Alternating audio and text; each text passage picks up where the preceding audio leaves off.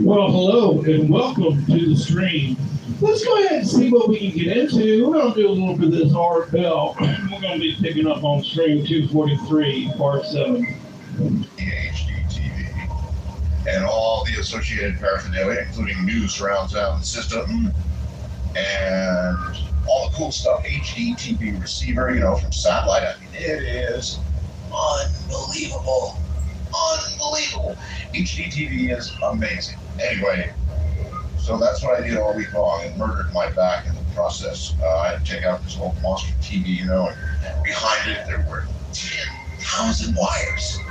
10,000 wires at least, which I had to virtually rip apart, then redo the whole system. It was really pretty cool, but it was a stress upon my aged back. All right, tonight is going to be a very busy night. I assume you've watched Mr. Brooke Jennings and such. You know what's going on in the world, so I'll encourage you with that.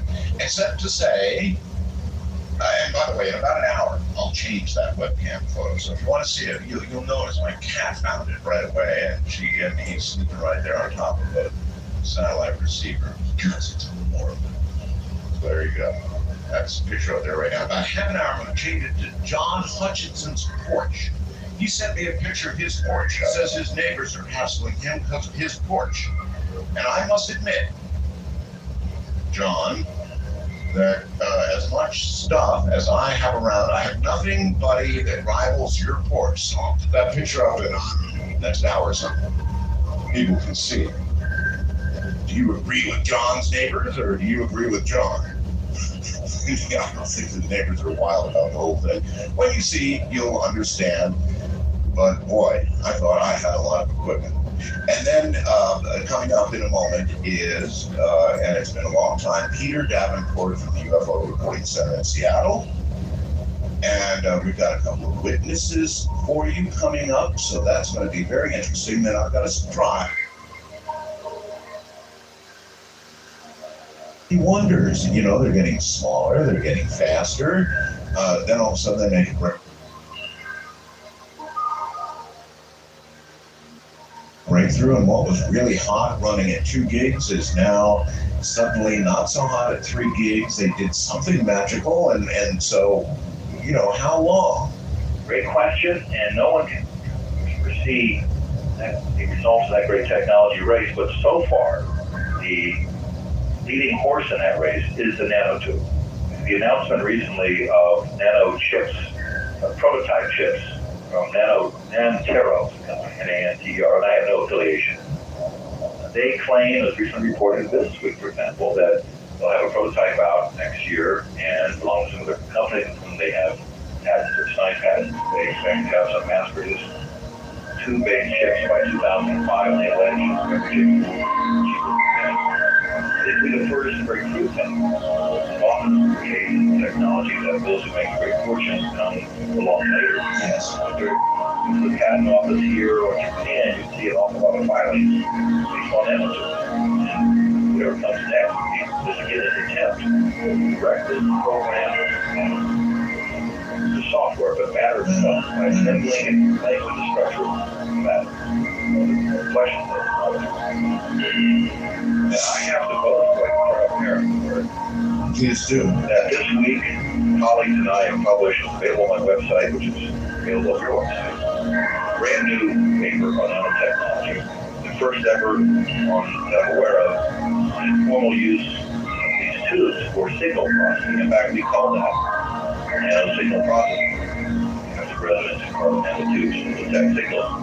But we've gone further here, I believe, and we've shown how to use tubes not just as a transistor is either on or off, or a bit of information, to actually detect the presence or absence of signals.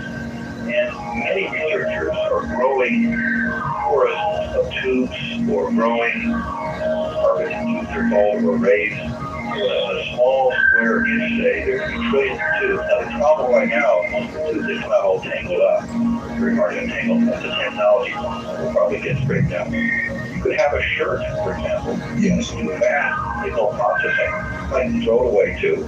and it can have literally trillions of tubes. If you use a variety of other places, from wireless communication to fault and replacement of a severed limb, for example, in terms of the complex neural signals in the nerve bundle, ultimately to the spine. There's so many signals being propagated there. And in theory, these bound these collections of tubes can do that. Recently, there was a report. You're saying that these tubes could potentially repair a broken spine. They can be part of it. And of course, there's the delicate issue there with circuitry and making sure Yes. left hook in the right knee and so forth. That's possible if you work out. The trouble now, these kind of devices, first of all, the body is pretty top of the line, certain devices. And there's just so many nerve fibers that you'd have to connect. But assuming you can do that, sort that out, and again, that's a technology question, right? That in theory, you could build a bridge, nanotubes or other successes. But there's a recent report on really hydrophobic tubes. If you coat the tips of a bunch of tubes with Teflon, like it, you get a self-cleaning surface. Or other things within solving all sorts of things you're going to be before. But it's interesting that by changing the thickness of a tube with very simple parameters, you can turn the tube into a metal or a non-metal and grow it accordingly. So if you can imagine the patent race, technology races, go rush. Yeah. I'm still stuck back on the manufacturing process. How do you make a lot of nanotubes? What is the process you use to actually create these? There's a lot of them. Plastic is, but Japanese researcher found some soot and looked at it under a microscope and effect and found nothing. So there are those kinds of approaches. There are sparking approaches and arcing plants approaches. There are gas-based methods where carbon gas is injected and a variety of chemical operations are done on it. How economically feasible is the process to create the end result? Right now, it's not real feasible, but it's a lot better than it was a year ago. So, in terms of looking 5-10 years, unless something turns out that they're just too difficult to control and program, they may be. But that doesn't seem to be the issue. Like you said, the problem is we can make these things. It's hard to often unmake. For example, something called a nanotube tweezer. Take 2 nanotubes, hit it with a little voltage, little electrical juice, and they'll pick something up. Something much bigger than they are. Very strong. The trouble is, it's hard to get them to let go. I hope I figured that out. What do you mean? What do you mean? It picks up something? Give me an example. What do you mean it picks up something? You know, in effect, like a little speck of dust, vastly bigger than the tube. They can grab it, set its controls on that, and manipulate it. But unfortunately, right now, they haven't found an efficient way to get it so that they'll help produce the bonding principles that can get it there. Oh, really? That's a potential big problem. Lots of problems. They love problems. Those are manageable problems. If you have a problem arm that requires going faster than the speed of light, that's a dead end. There's nothing like that here. And it'd be different too if there was some other viable alternative. Now, the big debate is whether they should work with carbon tubes, positive tubes, or whether we should work with the non-carbon varieties. And there's a variety coming up, different chemical alloys and mixes. And the finding so far is that in terms of conducting electricity, nothing in top with old carbon tubes. But the other properties like deformation, turning into nanodiamonds and shot, that may be better in that case to work with non-carbon. And the field is quite And which way do you think it should go?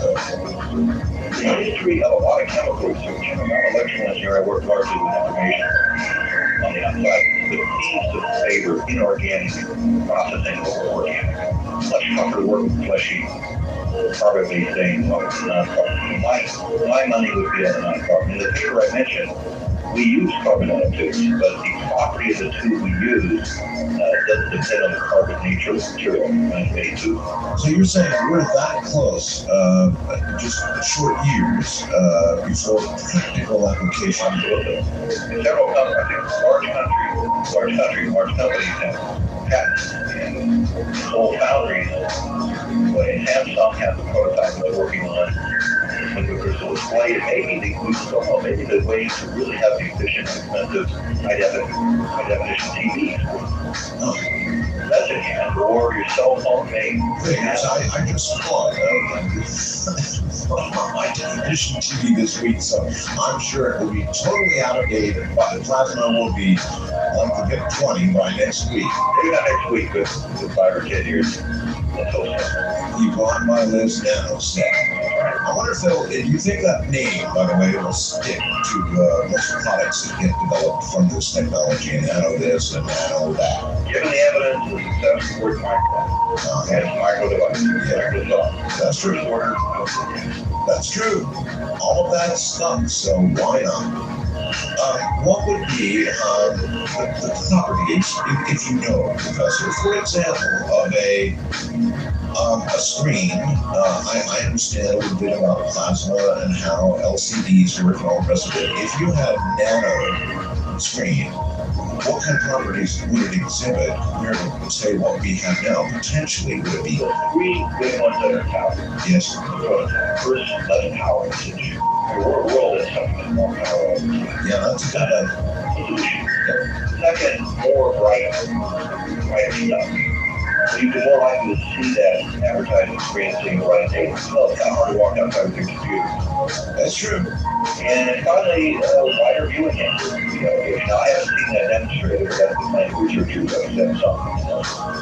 But they have the physics and the chemistry on the side. Boy, you wonder what people in these big companies like Samsung, Sony, and Hitachi, all of them, and what they're doing deep in their research labs. And you're telling me this is what they're doing.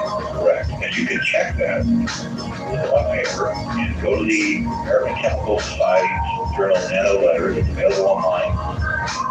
That our paper will appear in print in a few weeks, and that'll be old news by then. So at that point, they give it out for free. But you can just scroll down and look at what's top this week, and they list those articles. And look at the institutions behind this. They're not all American. Well, just to cheer me up a little on some of them, right? Good.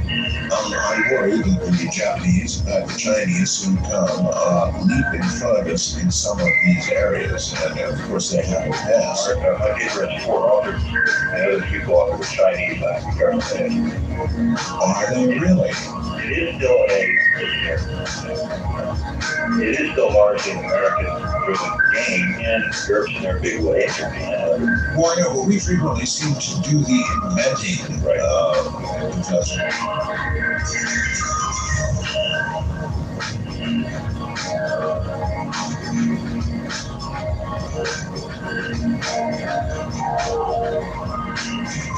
As full rain falls here in the desert, it is indeed raining right now. Our guest is Professor Bart Musko, and we're talking about little things. And Professor Galana of New York City falls the last one following. A friend insists that mandatory IBM implants are 18 months away. I don't agree. What do you think, Art? What does your guest think? I believe this has something to do with nanotechnology. Thanks. Okay, well, sort of here's a good political what if for you, Professor. And right now, things are already bad. Buildings destroyed in New York, have gone that mess. And we are horrendously concerned with security in America. And one more major incident, like 9/11, would probably drive quite a bit over the edge. And in one of the areas where we might go over the edge in security would be with IV implants. I believe that technology exists right now. And who knows that we could be driven to something like that if the government were to come to you right now and say, we need that? Could it be provided? Could be provided. I think you're on something big here, Art. Great incredible achievement. It's not something that most people can do to effectively amend the Constitution. If it happens again, and of course, we got it for the book. Yes. There's no telling. But the ID tag, for microprocessor, relatively unique within dollars to the pound. For a rate of price like that. I don't think it'd be amended for you, but I do think something like that will happen in a natural voluntary process. A lot of our devices are shrunken down. Signal processing devices. Processors are so cheap that when you buy a gadget that is communicating in effect with some other database, and then we'll have tracked, we'll need digital footprint all over, not just cyberspace, but your house and elsewhere. And if the government just a household party or neighbor or interested corporation can track you, certainly the government could, it will become admissible evidence in court. And it should there be some extreme attack, some kind of nano weapon, and unfortunately that can happen too. Yes, the balance between liberty and security will tilt increasingly to security. That means adios to the Fourth Amendment and reducing the business. Well, they're already wounded. There are a lot of scars around them right now, so I don't disagree. You just said nano weapon. What kind of, because if the big corporations are working on nanotechnology for soon applications on television, whatever, well then our government, what are they doing in their lab? Let's see. Gee, I bet they're working on nano weapons. What kind of application might there be? Imagine a nano weapon for me. I did. In fact, it's in my book now, Time. That was a book where it's focused into get rid of oil, hydrogen, and produce a version of which they have of super that are big times more corrosive than sulfuric acid. And if you're these, for example, an oil tanker, it is a chain reaction. Within 5 minutes, you've got 5 million gallons of oil when it comes forward. Naturally, where the case may be, does it eat certain things and doesn't eat others? In this case, it didn't eat the oil, ate everything around it. And the real trouble with this are, well, unfortunately, it's so much easier to destroy the build, actually the heart, that cause thermodynamics, the increased entropy.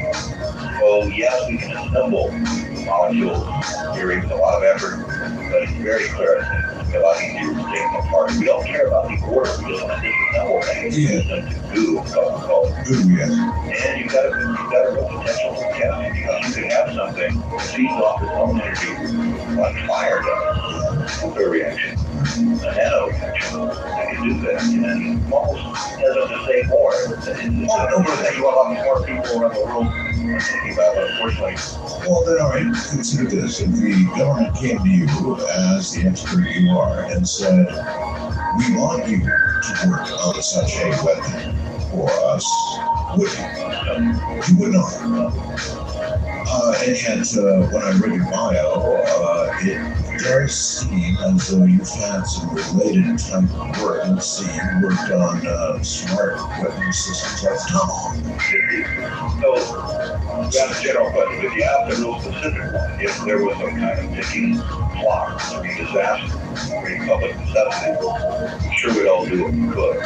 But in general, to, for example, go to the government and say, use money so we can research on this or get an increase in knowledge, I think that would be moral and dangerous. I would do that.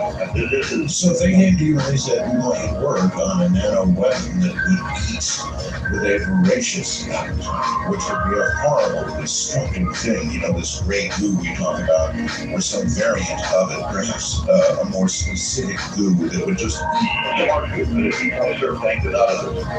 Yeah, exactly. Like a goo that, let's say, eats, well, Besides the DNA, I was going to say Chinese, but I'm not because of your associations. That probably part of my wife is Chinese.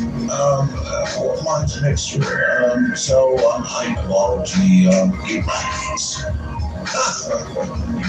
Doesn't matter. Yeah, that we're in some problem. The only way you can morally do this would be as an offensive creature fighting fire with fire. If the only reasonable way to stop the spread of their likely nano goo is with a counter goo, then you got to work on it. But to be the first one, pop that cork. Look what happened, nuclear weapon, Cold War, how we almost came. Well, if I were in the government, Professor, I would come to you and I'd say, Professor Costa, we have a goo gap. So-and-so is developing goo, and oh my God, we need a defense for history. Because that video crashed an airplane into buildings in the air will surely release this in 2 seconds flat if they've got it. So I would convince you to work on it at that point. This is a horrible theorem, game theory, you're right. Business dilemma. It's a terrible thing, it leads to an arms race or goo gap race here. So what you don't want to do, or if you possibly can, is start that process. Will it happen? Of course, they probably will again because it's a lot easier to cut down the trees. It's a lot easier to not worry about making simple particles than to try to put them in very careful Lego-like shapes. Well, we got the atomic bomb before we got reactors capable of producing electricity. Right? So it's probably, this work is, would it be a safe guess to say it's going on? I think it's a safe guess in the sense that we, researchers and the world, worry about terrorism, have to be worried about this kind of thing. As I said, if you want to go to the American Chemical Society's journal Nanolog, just click on it, and there it is, publicly available. If you're sufficiently smart and dedicated, there's no telling what great things you can do or what terrible things you can do with that information. And when we're in this forefront like this, we're not thinking about these consequences. We're thinking about surviving peer review and publishing. So we do keep pushing that frontier forward, and inevitably in some unforeseen way, we will very likely pushing it. Other people have to be thinking about that, trying to anticipate it. In the course of it, they may come up with a great result. All right, switch of subject here a little bit. When we discuss neural networks that will eventually be put together, no doubt nanotechnology, and we're talking about, are we possibly talking about what we would regard as a sentient machine? Not understanding, frankly, what the human brain is. I mean, we're conscious of our own existence. We have a consciousness, but at some point there's this little tiny area where, gee, if you make a machine well enough, you might run smack into the wall of consciousness and go past a certain point, and the machine says, I am. Well, yeah, I think the word consciousness is such a fuzzy term. For example, we spend a third of our time sleeping. We don't know what's going on. There's always a theory. We just don't know what's going on. So if we replicate the function of individual neurons, for example, a nanotube, in our experiment, the nanotube is acting like an antenna to feel the possible information, but others related to ours too, like transistors or on-off switches, just like those 100 billion neurons in your brain do or throughout your body. It's hard to believe you couldn't replicate a lot of those processes. That seems to be some of our pattern recognition. Our brains as a pattern processor. The life is still with that. The awakening from childhood, recognizing the parent's face, very structure of the world, the color red for the first time, Plato's red wagon, apple, we get generalized notion of redness, so really never seen redness. But I mean, I guess the question is there any reason in the world why a machine could not eventually attain consciousness? Now, if we say consciousness is what the brain excretes, it's 100 billion neurons, we can replicate those neurons, even simulate those. Yeah. And it follows that we're simulating its byproducts, which is what we call consciousness. Now, whether we build into it or the will to power and to replicate genes and things like that is another matter. But on that sheer issue of whether it can have whatever that federated anarchy is, often put different neural networks competing with each other to recognize a pattern, focus attention is a very key part of that. Yes, we have really tiny examples of that now. We're not at the level of flight, but it's a matter of scale. If we were to get to the point that we did create a consciousness, then are there not dangers that we would not be fully in control ourselves, no matter our instructions? Across a certain threshold, it may be that human instructions might be judged waste of time, immoral, impractical, illogical. judgment made by a machine. But this gets back to that very first point of the question, which is yes, would you release information when Yes. yes, because the nature of efficient markets. In effect, the brain works on the market of neural networks, and if you extend that kind of super smart machine, which is inevitable to switching together enough future computational devices, it may well be so many things that we don't see. In fact, if you folks knew what I or it knows, you would never walk in this direction. So in good faith, my programmed or my ultimate commandment is to look out for your well-being. The answer is no. I can easily imagine that. That would be, in effect, having created maybe not a child, but a super parent.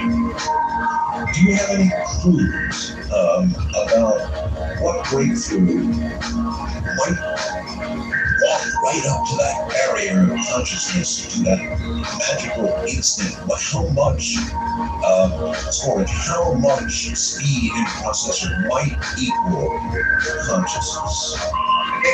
We know that the brain uses about 4 times processing per vision. So I've heard, well, and only about a tenth of our entire brain or something. An awful lot of those neurons and all those fires in the brain has is devoted to that. When we have implants, usually for the blind, and different failing INQH that are comparable to the eye, not there anymore. We will definitely get there someday. Sure. At that point, that kind of processing, you have to wonder what will be the effect of other implants, or whether the collection of those implants themselves represent at least the brain and something, the mind and beyond it. So that would, to me, would be the litmus test. Something coupled with that is remarkable thing, for instance, looking at something, a can of 7-Up now, if I move my head, the whole frame of vision doesn't move. Somehow self-fixed, that's called ocular vision. It's real tough to replicate. There's literally thousands of researchers doing it in hundreds of proposed ways. A lot of fail simply because we can't process bits right. When we get there, some of these algorithms, probably most of them, will do what our eyes do and do things that we can't do. As well as, of course, see in different modes of the electromagnetic spectrum that we can't see.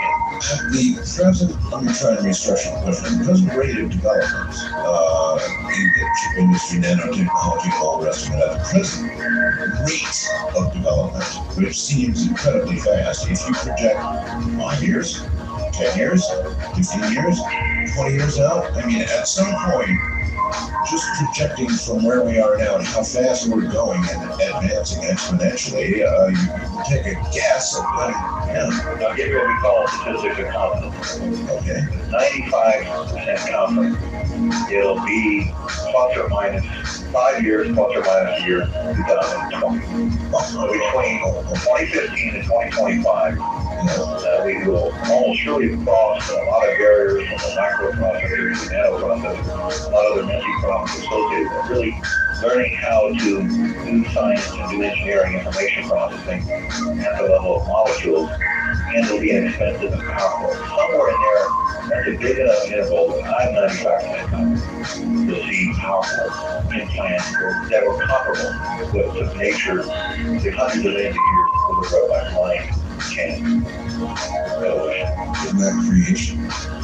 It's a form of creation. It's a form of getting information ultimately out of that wonderful stream of photons that we get for free from the sun. It seems to be the driving force.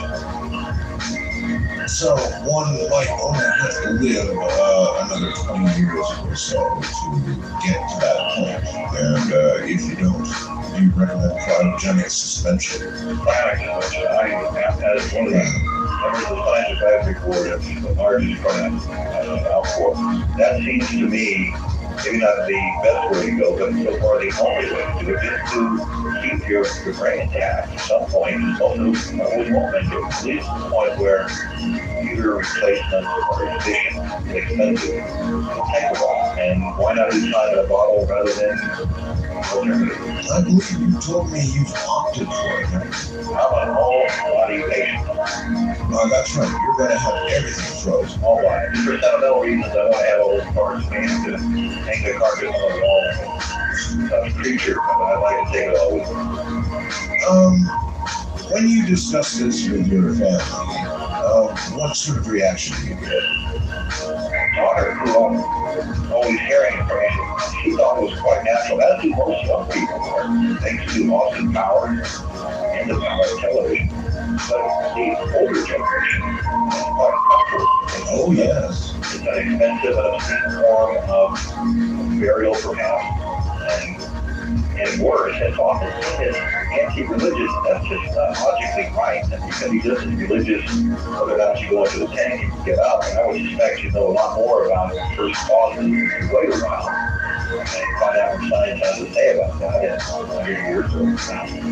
Are you really satisfied, intellectual professor, that being frozen in such a manner would sufficiently preserve you, or excuse the term, freezer burn, and whatever all else might go on in that process, and actually have your consciousness revived intact? Do you really believe that, or what are the odds?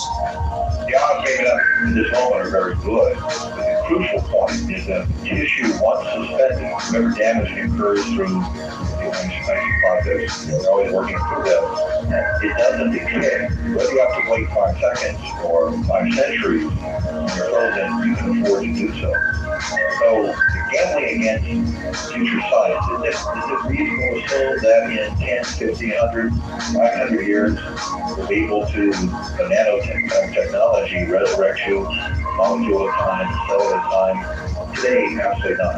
But there's a non-trivial probability there right now, and that is only going to grow in time. Unfortunately, the first one frozen will probably be the last one on to repair. It'll be so hard to do it. Sure. But given the options, it's a relatively small investment in terms of what a typical funeral costs. Amortize that out. And if you just look at the odds of the alternative, it's really the only game in town. Not the best game, but the only game. And after all, we're really talking about betting on the course,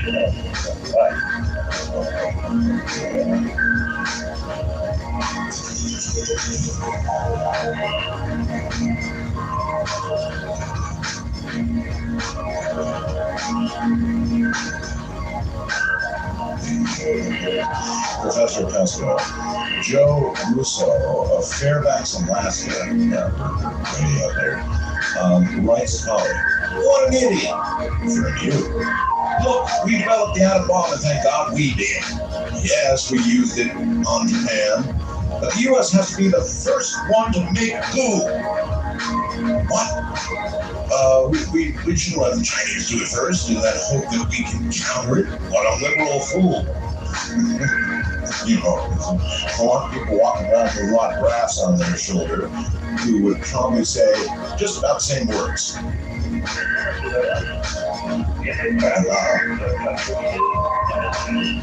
To produce a viable new weapon of nanotechnology, we have to work on it. He's right, I think, that we have to be the first perhaps in many countries. We don't want to put too many prohibitions on the vaccine for that, we're doing money. We have to be careful if we actually let the gene out of model for whatever basis, limited experimental basis, and the unforeseen hazards here are just too great. I mean, the world would be very different, apparently, if we find out now, still be archived.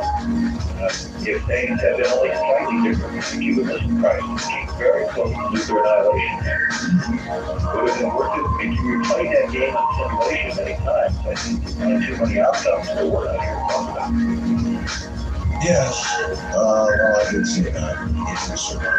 And by the way, back for a second to your plan to be frozen when you die. I'm sure if you've studied this, which I'm certain you have, you know that the odds of your revival to life would be greatly enhanced. I mean, just stupendously enhanced if you decided to go in and get frozen a little early. In other words, before you actually finally did the last gasp, if you were quick frozen while still in a living state, your odds of successful revival go up quite considerably, even in I think right this end, if think it would like to be frozen with your powers, not when you're 8 away. So at the last moment, you're waiting away. Brain cancer, for example, probably should have backed that up. And that's what people are probably trying to do. On the other hand, I think that we're so far from achieving this. The difference between whether you freeze at age 40 or 60 won't make a substantial difference when this becomes really viable. But I think we're you're hitting a crucial point. So often missed. That once you're frozen, whatever harm is done to tissue is considerable. Once you're frozen, it just doesn't matter that anymore. And you can simply wait outside. So the gamble about technology, information doubling as fast as it is today. Then I can think also about the number of people who would have said, you take a hard drive, computer, hit it with a sledgehammer and throw it away, you can't get any information out of it. There are companies, given enough money, they can get an awful lot of your prior data out of it. That's a rough analogy, but be very careful, even in the case of severely damaged patients. There isn't enough structure, redundant coding of the synapses of the brain that we couldn't restore any part. It may be kind of mathematical algorithms called interpolation. And even between the damaged components, we can fill in with good estimates. Wow. Do you think that, Francis, are you displeased that the courts in the United States and politicians, frankly, at the highest level, take a very dim view of a great deal of this area of science? I mean, a very dim view, to the point where they make it illegal to use fetuses in a certain way, they stop stem cell research, even though some of it is going on. I mean, they really are putting a claims on this. I think it's a big mistake, and you touched on it before, we were talking about the relative advantages between countries. Other countries, for example, China, which has that one good funding, Yes. they're not putting those kind of crimes on. They would love the idea of Americans needing the biotech future someone other than America. And you have to be careful, of course. Futures are, but can't stop the progress of science here. And too many people, for a variety of reasons, on the political left, the right, only people ignorant, really hamper American ingenuity, progress, academy system, and all that. The net effect is we'll have a short-term victory, a good kind of victory. We'll turn around and we'll see it coming out of other countries that may be very hostile to this. Well, Professor, a lot of it is frankly driven by religion. Let's face it, right? Religious belief about when there is life and how you treat life and the sanctity of life and all the rest of it. And I don't see the United States changing in that regard. In fact, I probably see it becoming more stringent. So you're right. Among the developed countries, studies show that Americans are most religious, fanatically religious. They are overwhelmingly so. Compared, for example, to developed countries of Asia and Western Europe. And you have to be very careful here. If you're going to assert, a lot of these conditions are worrying. If you're going to assert, for example, that the fetus is alive, the minute it's on unique DNA map, you've got a big problem. Grandfather died. That corpse still has that unique DNA map. Where do you draw that line here? Why is it that unique map is alive in one part of the process and not the other? Very few of these arguments hold up. On the other hand, the fuzzy theory is this is continuum. The first for 2 weeks, two cells together, and by the end of the process, partial birth, then I think you can make a reasonable argument that was alive. For this case, if a woman is sitting in the abortion clinic, waiting to have her abortion in actual time, and somebody bursts in and hits her in the stomach with an ultrasonic device to kill the fetus, he goes up and proves her murder. Even though the doctor would produce the identical results. We really haven't come to grips with that.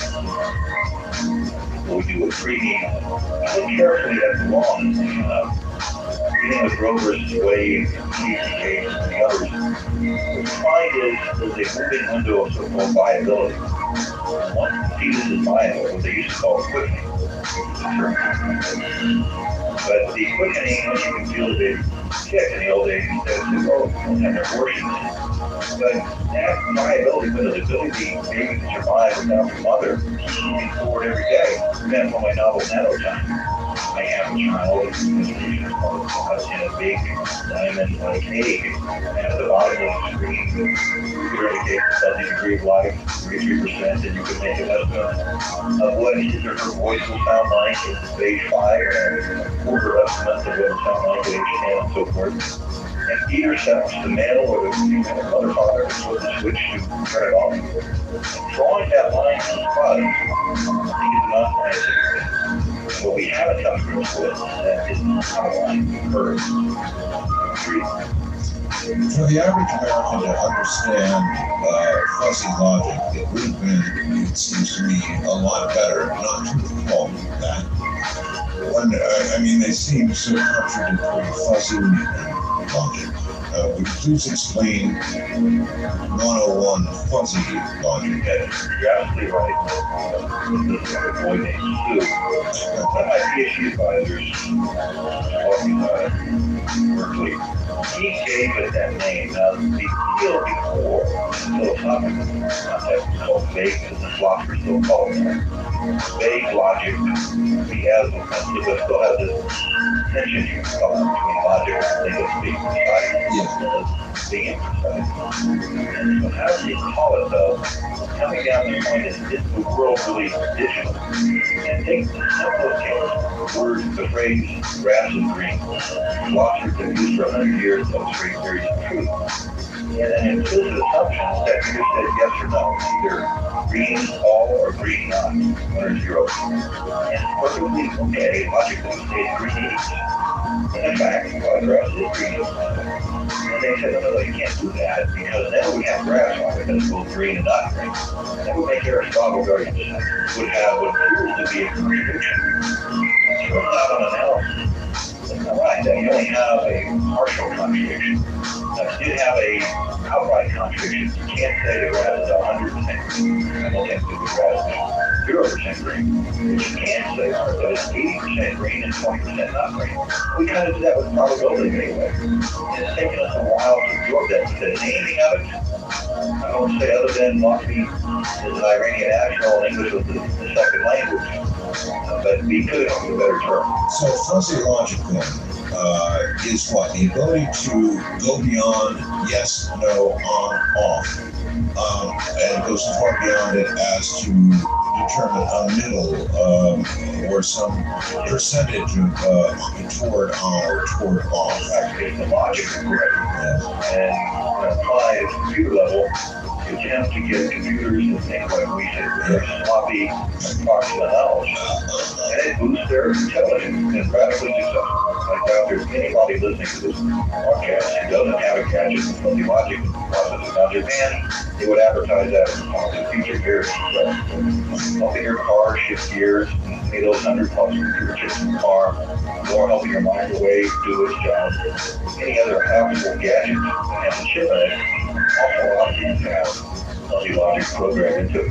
Take the knowledge to an expert, for example, when to downshift if you're going downhill in a car, and to code that in effect, a little expert software or hardware. Never pull the key, never misread the signals, does the best it can given time. On a list of questions that you submitted, I thought a very intriguing one.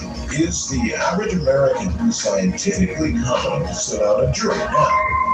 Now, that is intriguing because right now we have experts in murder trials and march in front of juries with charts and probabilities and wanting how many billions that we could be wrong about this regarding DNA and all the rest of it. Juries seem not to be able to grasp this sort of thing very easily. So if we go a step or 2 or 3 more down this road, what we're going to have as juries, we're going to have to reasonably judge a person's guilt. Are we going to have a panel of 12 of our That's scientists. There's something exceptional about it. But the first, yes, in technological cases, for example, patent disputes, and I've been involved in advisory making, including to the judiciary. I think we have to be very careful about people who don't have a college degree but a PhD argument, or they're deciding a dispute between 2 or 3 PhDs about a very fine level that even most scientists could grasp just about after a recent ruling in 1996 of the Markman decision and the Supreme Court said, get the jury, tax questions of interpreting the statute length of that. Only the judge can come. Well, the trouble with that is, a recent study that written by this boy son elsewhere, that when you go to state judges and ask them about how they apply the rules of evidence, which the Supreme Court says they must, overwhelmingly they don't know what it means. And 1 in 10 or 1 in 15 understand the crucial idea of whether something is tenable and falsifiable. And this is very bad. So there's a precedent. We're called Article 1 bankruptcy. That's the Constitution. Now every federal court has this bankruptcy court. Bankruptcy is complicated, especially if it's when they involve trademark, copyright, or patent. They're complicated in general. So I propose something we'll see no form of science court. Some issues really need them. Now, right now, what happens in some disputes, courts bring their post-financial manager. If someone is not a gunslinger for the other side, we really have to have the jury, I think, will still be there. Maybe you want to put a technical qualification in it. If you look at the Constitution, the way the federal courts applied it, the 7th Amendment, which talks about jury trial rights in civil cases, rights in the states, like it does in a criminal case. So each state can go its own way on this. In theory, they could abolish it.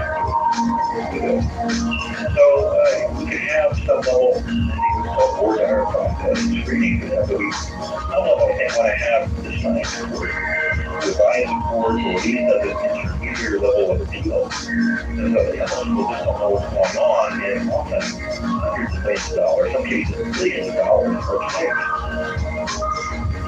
Yes, well, why did not get to the point, though, where technologically a person's guilt or innocence would be determined, for example, by a machine, what we would call a machine right now.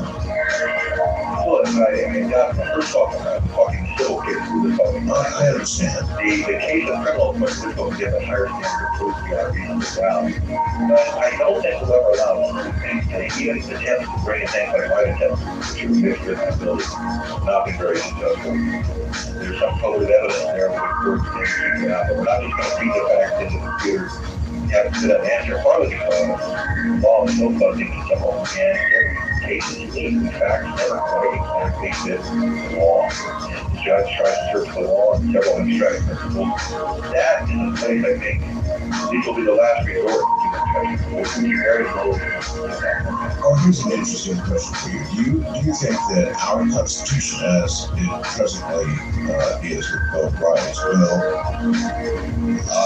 will manage to survive the technological changes that are coming in the next 20 years? That may not be a good news. The reason is, if you look at the budget very carefully, the judiciary in the 20th century, and the legislative convention has been alleged, they've been bending over backwards sometimes to adjust the technology. For example, the Constitution does not mention Air Force. It mentions the Navy, it mentions the Army. I think we're all quite happy in first station where they document includes an Air Force and a Space Force. So I think that sense of modifying these called majestic generalities to technological factors there. The question is after a while though, does this become the will of the judges?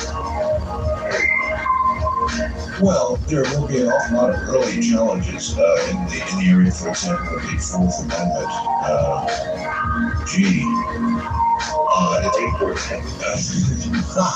The late Fourth Amendment. Well, when I asked whether it would all survive, it included that one. Roe rights. And so you're not quite literally been shot before. The search requirement, the search warrant requirement, and so many exceptions. This particular Supreme Court has taken a very dim view of some sense of the exact wording of the 54-word provision, which was, by the way, our good luck. Founding fathers who had that knowledge of the English who went in and ransacked homes in a general sense, wrote that extraordinarily precise with amendment.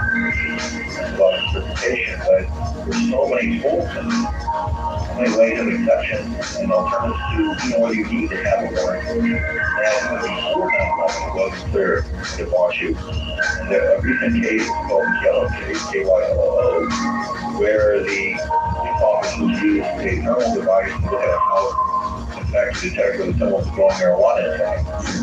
And a narrow 5-4 court, surprisingly led by Justice Scalia, said, "Oh, that went too far." Because we have to think of the home and didn't mention the Fourth Amendment. The other side instead was quite inconsistent. Not even the prior decision was wrong, but saying, so what? These are signals that you probably emit to the public about your house, about the world. You don't have a reasonable expectation of privacy, too bad. And then it opens the door to each new level of penetrating technology, satellites, and other gadgets.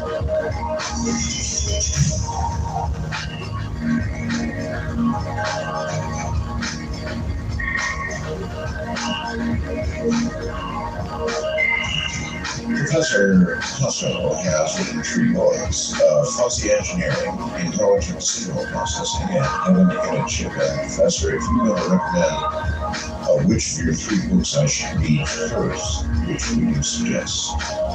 Heaven in a Chip. And that, I take it, projects for us what our future holds, what a chip will eventually do for us here. Final chapter drops, 100 pages of all font endnotes with the really hard science and facts of the text. It does summarize that as best we know it right now. All right, let's go to Eastern Rockies. You're on the air with Professor Husserl. So hard, and I think you want the leader says from the standpoint of the form of logic. I don't want to discredit you.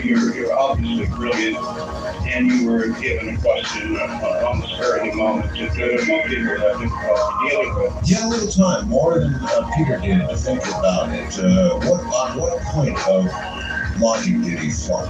When we criticize anybody, we like to take their strongest point and their weakest point and try to find a happy medium in there to adjust it. But the weakest point of the briefing comes down to the point of making the statement that there is no God as the public perceives God to be. That's negative. Anyone trained in formal logic would understand that it'd be impossible to prove that. And just from the standpoint of a non-well-trained person, who do you believe? Look, the whole contention was that you believed everything that was in that briefing, and based on that, would you or would you not be? That's it. So on what point of logic I still don't understand where the professor there was a very great deal of information in that briefing. Well, first thing, one group come to you and say they had no first-hand information of who our creators are, no contact with them, but our only contact has been with robots that they have created, and this is the information we have derived from those robots. It doesn't make sense to take that position and then take the position of saying there is no God. You would have to know all there is. You're arguing that's fine, but that's, We're not granting hypotheticals. Pardon me? Not granting the if part. the whole premise was that you accepted, period, and then, so. But you can't accept as true Okay. something that is blatantly untrue. All right, fine. So you argued with that, but then how does it fail the test? Well, by not testing it at its weakest point. Juicy content. All right, well, thank you very much for the call. If I can comment on that, I do teach logic, and it is a good exercise to accept some premises that you know that were false and just see what the logic entails. So there was no logical error in that exercise. We granted a lot of assumptions, and we asked the questions about conclusions. So there was no logic problem. And he's already laying a factual issue, Yeah, which is not the issue for us. all right, exactly. What's the Rockies? You're on the air with Professor Costello. Hi. Johnny, Seattle. Hello, Johnny. Hey, my brother Joe and I have a question. We're wondering, if this working possible in the timeline, this might occur to make it feasible, is working nanotechnology that they can get into the human body, and these nanobots would actually scan through the tumors or these parts of the body and take care of it once they do. Of course, we're going to get. I'm afraid I can't hear you. All right, he's saying that it will be possible, will it not, to inject nanobots into the system that, for example, might go attack cancer. In other words, he wants the positive aspect of this, I guess. Is that right, Paul? Correct. Yeah. We've all hoped that, we've got that, we were called fuzzy thinking. That really is pure speculation at this point. One problem I have right now is everything we put in the body just tends to tear it apart. And that's not a foreseeable consequence right now of nanotube technology. It really doesn't mean it won't be in the future. And we might want to hand out little devices that work like killer B or T cells in our system. Not now, but that's all you another example.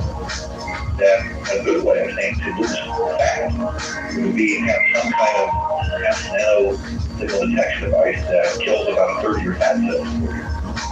But having free swimming, autonomous entities in you, that may happen someday. But we're nowhere near that. Okay. First time caller line, you're on the air with Professor Costello. Anyway, Time Magazine had an article a couple of surgery a few years back.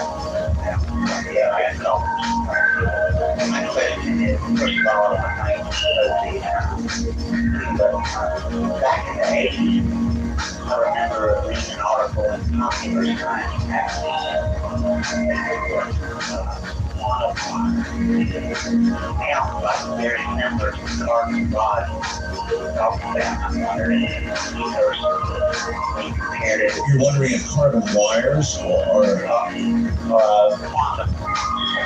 quantum wires? Yeah, it was an article that was right interesting. It was Popular Science back in the 80s, and they compared it like you did to a certain diameter comparison to the hair, and they described it as being able to take electrons in a circuit, how electrons bang off each other and create heat, waste of power.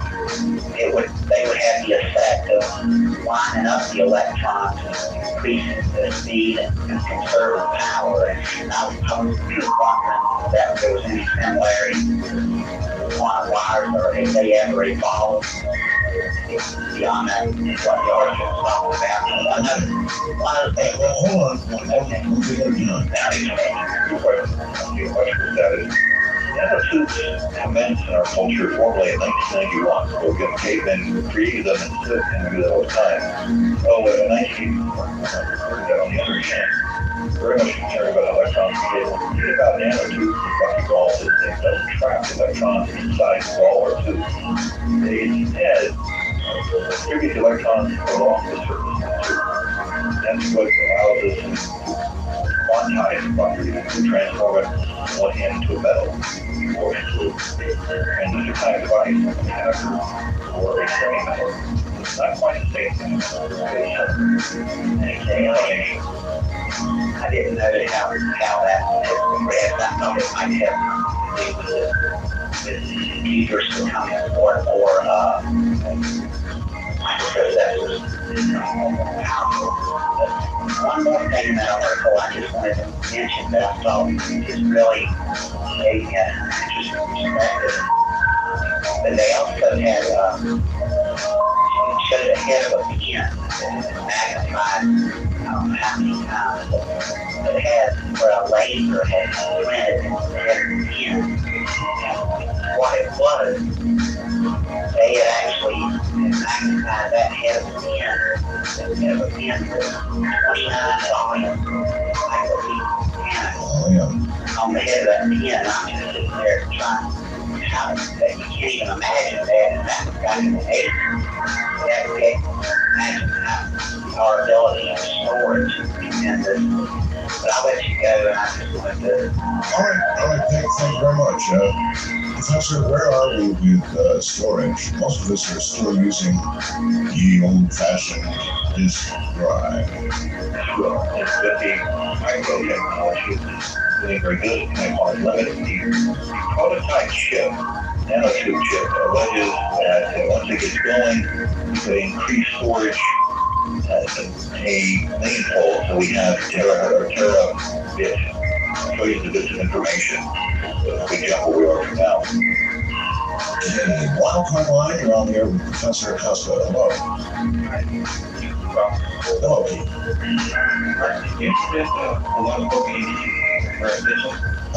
Why is that right? No, I don't know. Okay. Anyway, you got a question for my guest? Yeah. My question is, I've come across a lot of people that have devices that believe revolutionary, like Troy Reed's magnetic motor, Dr. Palmer's end machine, lithium-ion toxic batteries, things like that are really starting to change things here. And a lot of these guys, their technology will really push things forward quickly. But a lot of things that people have read, and they want to market a lot of this stuff. Or if you create something that's really going to push man forward technology, would you give it to man or would you try to market it? What's a good question? My answer is, I put it in the public domain. Now, it's not a fully altruistic answer because you stand to reap a lot of what we call secondary benefits from it. I give lectures on to do things, and after all, something really good means someone gives USC and be endowed share. But in general, things like this, especially when I have taken taxpayer money, I don't sort of pass it to my colleagues do, and I've done that before in the past. But I would rather find another way. All right, Colin?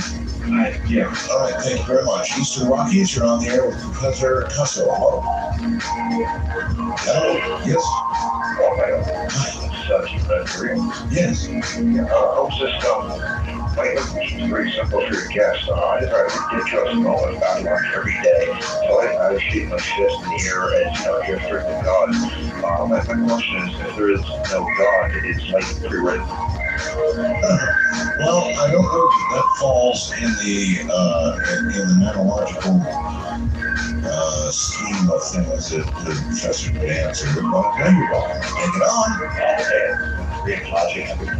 Technically, no. As long as we have a universe that obeys certain scientific principles, we don't necessarily need someone to run it.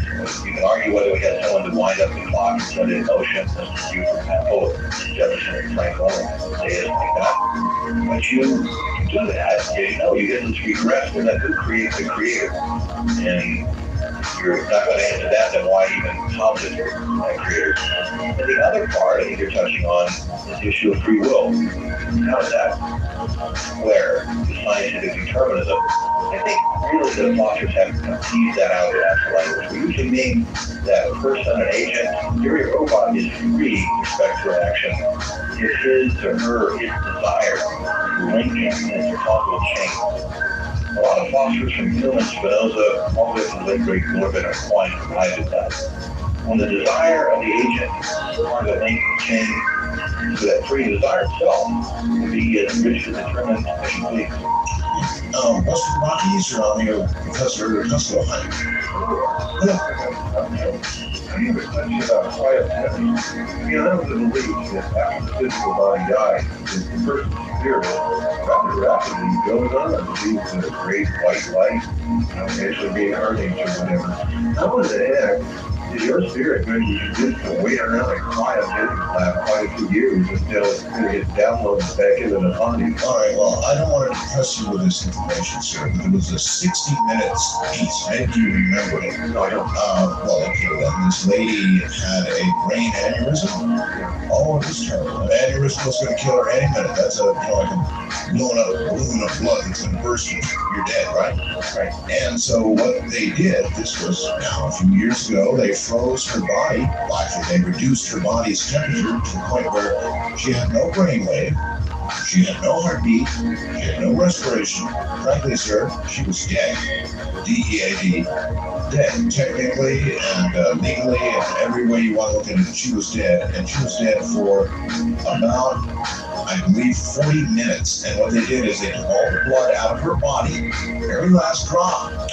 And they went in, opened her skull, and clipped out that aneurysm, which, of course, with no blood, had deflated, sewed it up successfully, and brought her back to temperature, and she came back alive, and she was the same lady who had gone down 45 minutes earlier. But the question is, where was she for that 45 minutes? Yes. Thank you, Mark.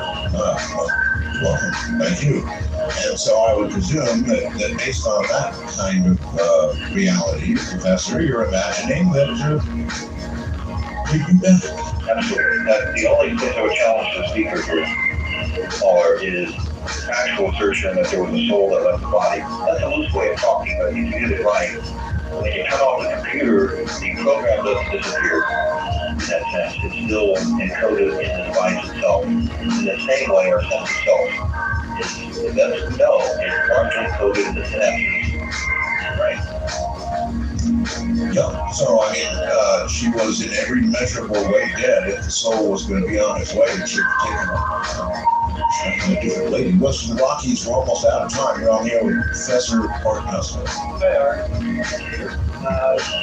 Wondering about your logic machine. Yeah, wondering if you heard about the washing machine Jeff and has chaos engine works on freeways.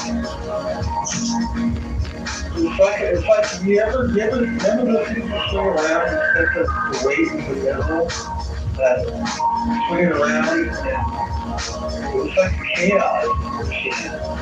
I kind of feel the phone about that. It's almost like a fractal noise engine. I have no idea about this. Do you? Yes, I do. Of course, the great triumph of the logic with the washing machine, which controls how you inject chemicals. But when you look at how you switch the water back and forth, things like that, you can randomize that strategy and encode the randomness in the form of mathematical chaos. It doesn't exactly go to that like molecule. To achieve what goal? Include random mixing and making sure the particles will diffuse throughout the liquid. So that, in other words, put another way, to get a better wash. Pretty much, yeah. So, this kind of circuitry, is it going to be, it's going to be in more and more things. Do you think that we're going to be told, that society is going to be told, or in fact sort of misled about this technology? In general, I don't think it's a seamless process. We proceed in inches here. The gadgets will get smarter and cheaper. I don't think we'll make a lot of inquiries about why. In the case of the do, we'll hear words like fuzzy logic and neural networks and a variety of other so-called smart technologies. Well, I hope that you do very, very well indeed with your books. And I guess, so you would recommend for everybody probably have an image. And again, your expectation is that by the year 2020 or so, Plus or minus 5 years. With 95% confidence, we think we'll have. well, of course, they said that about robots. I don't think it's quite that precise. I'm talking about chips that are comparable to the human eye. Could chips that are comparable to the human eye be connected to processors that are comparable to the human brain? That's the next step, actually. Well, isn't that giving our thinking machine eyes and then, gee, the cochlear implant, why not ears? And it gives you meaning to the sense of the eye in the sky, for surveillance. It certainly does. Well, Professor, I want to thank you for being here. Ultimately, technology gleaned from those crashes, or that crash, depending on how you believe, and infused it into American industry. And we'll try and develop this story for you. The colonel is at a hotel where his telephone connection, unfortunately, is not very good. We're working on that, and so all of that coming up, hopefully, technical details on our side in a few moments.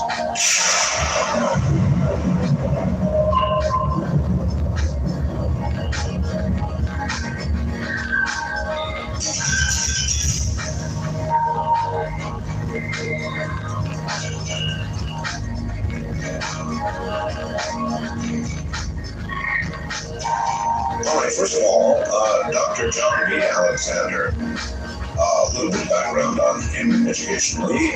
University of Nebraska in Omaha, BGS in Sociology, 1971, Pepperdine University. In 1975, an MA in Education there. Walden University, a PhD in Education in 1980. University of California, Los Angeles School of Engineering and Applied Science Engineering Management Program in 1990. Massachusetts Institute of Technology, Sloan School of Management, Executive Program in Management and of Complex Organizations in 1991, and Harvard University, John F. Kennedy School of Government, Program for Senior Executives in National and International Security in 1993. Dr. Alexander has been an investigator of and a developer of non-lethal warfare systems. He is an absolutely fascinating person, and I trust that we have him on the line. Dr. Alexander? Right. Good, we've got you. You know what I think, Doctor, I think I should allow you to introduce Colonel Corso. Many people will not know who Colonel Corso is. They might know he's got a book called The Day After Roswell, and that might be about all they know. What would you say of Colonel Corso beyond that?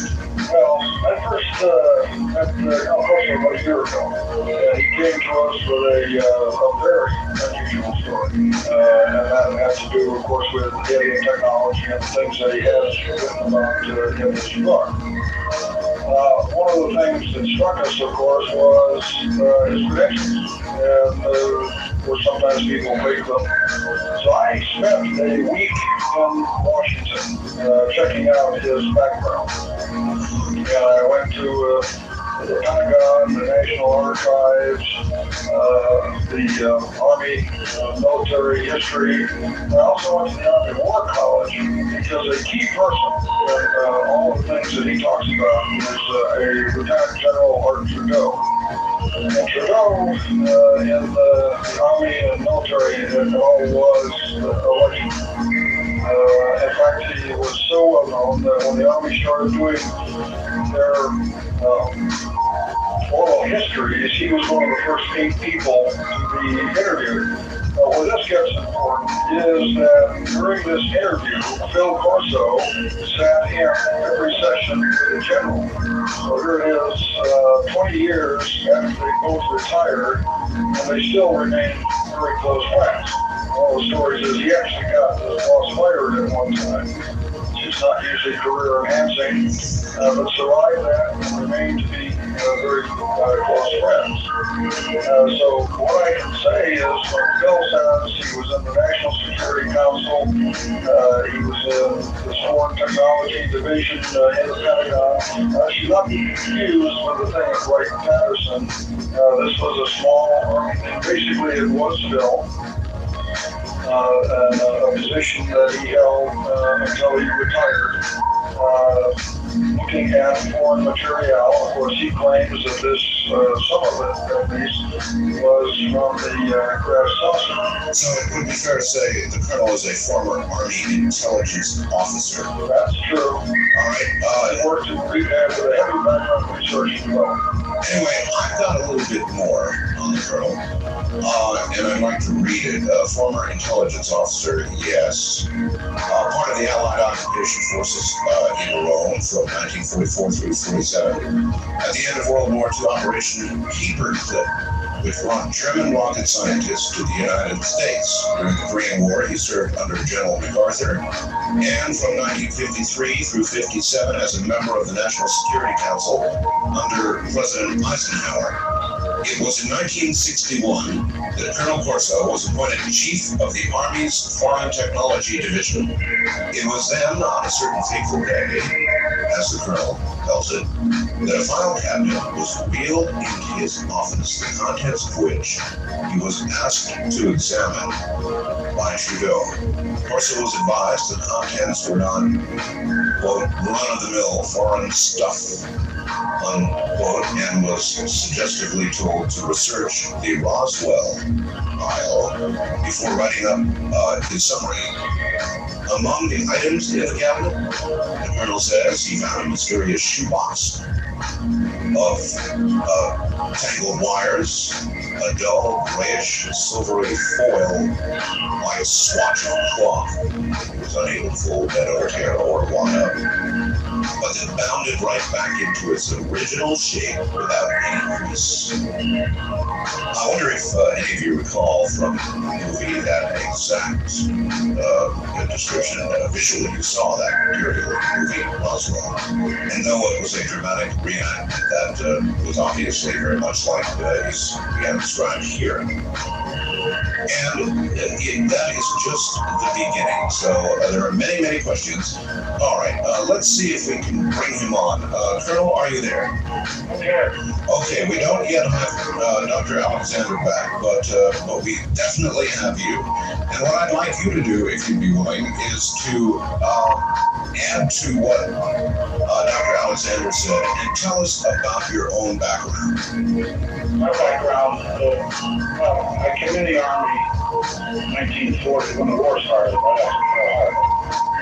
And I was drafted, and I went to officer school, and I came out as second lieutenant, and they put me in an artillery outfit. Right after that, I got transferred to intelligence, and I was sent to England. I was the first lieutenant, and I joined British MI-19. They sent me to Cambridge for 3 weeks, and I learned intelligence under them.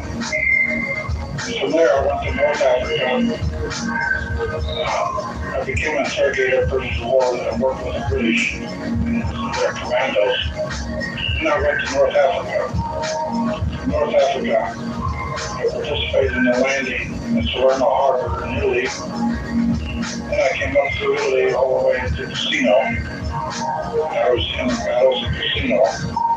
And from there I landed on the beach at Anzio. And then went into Rome. And there they made me Assistant Chief of Staff, Chief 2 Intelligence, and Intelligence Security Chief of Rome Area Command. And I participated there in reestablishing law and order. Destroyed the Gestapo and SS nets. From there, I came back to Fort Riley, Kansas. So your career, to the point that you met the general, was a very honorable and fairly normal military career. It was in combat at the time where we were fighting a war in North Africa, Sicily, Italy. And then I joined the general. I went to Korea. I participated in the Korean War. I joined MacArthur staff from there. And I came back to the States. I joined President Eisenhower as one of his military aides and National Security Council at the White House. And there my career sort of changed. I was in the White House for 4 years. And from there I took command of the missile battalion, the Army's missile firing range at White Sands. Then I took the combat missile battalion and I had atomic warheads and went to Germany. And I became I stayed in command 18 months, and then I became Inspector General of the Army. And from there, I came back to the United States. General Trudeau had reorganized research and development of the Army, and he sent for me, and I joined him as a special assistant and chief of the Foreign Technology Division. So you had a very, very long military career before you met General Trudeau. Yes, I met him. He was chief of Army Intelligence. He sent me to the White House. Okay, but at all this prior military service, Colonel, you never laid hands on any sort of extraterrestrial anything, or you had a hint of it, everything you did Not until I got to Fort Riley, Kansas. was very terrestrial and very normal and very heroic. Very normal, yes, it was. And that's where, I guess, with General Trudeau, in what year? I joined him first as an Army Intelligence, and he sent me to the White House. So I stayed there for 4 years. And I came back to the United States in 1960, and I immediately joined him in research and development. What did you do at the White House? I was on the policy of the Operation Marine Board was policy guidance system. It investigated policy and made policy. And we were known as the checked up on policy. And I actually chaired all policy groups. And President Eisenhower, he, for example, assigned me a case was called the Volunteer Freedom Corps. We were going to set up units in Germany and polish and check the Romanians on the uniform, with the uniform of their nation. We were going to arm them. He worked with this, and I worked on that. We really put it in effect, and then he had his heart attack. And went sort of downhill. CIA opposed it, and the State Department opposed it. And I found out later they used deceptive methods to oppose it. All right, Dr. Alexander, you went to Washington and basically confirmed all of this background? Yes, and probably a bit more. As I said, this is high-level intrigue, but it turns out that it's really true. That is that General Trudeau, as the Chief of Staff of Intelligence, Army Chief of Staff of Intelligence, one of the highest intelligence man in the Army, was fired. And why? Or maybe I ought to say for what? There's high-level intrigue going on, and supposedly he had passed information to Adenauer, which Dulles boys who had CIA and state were quite unhappy with. Now, I was involved in it. I can fill in the background if John wants to do it. But go ahead, you've got a better feel than I do. Yeah, okay. Well, what happened? Listen, I wrote General Trudeau what we call the National Intelligence Estimates.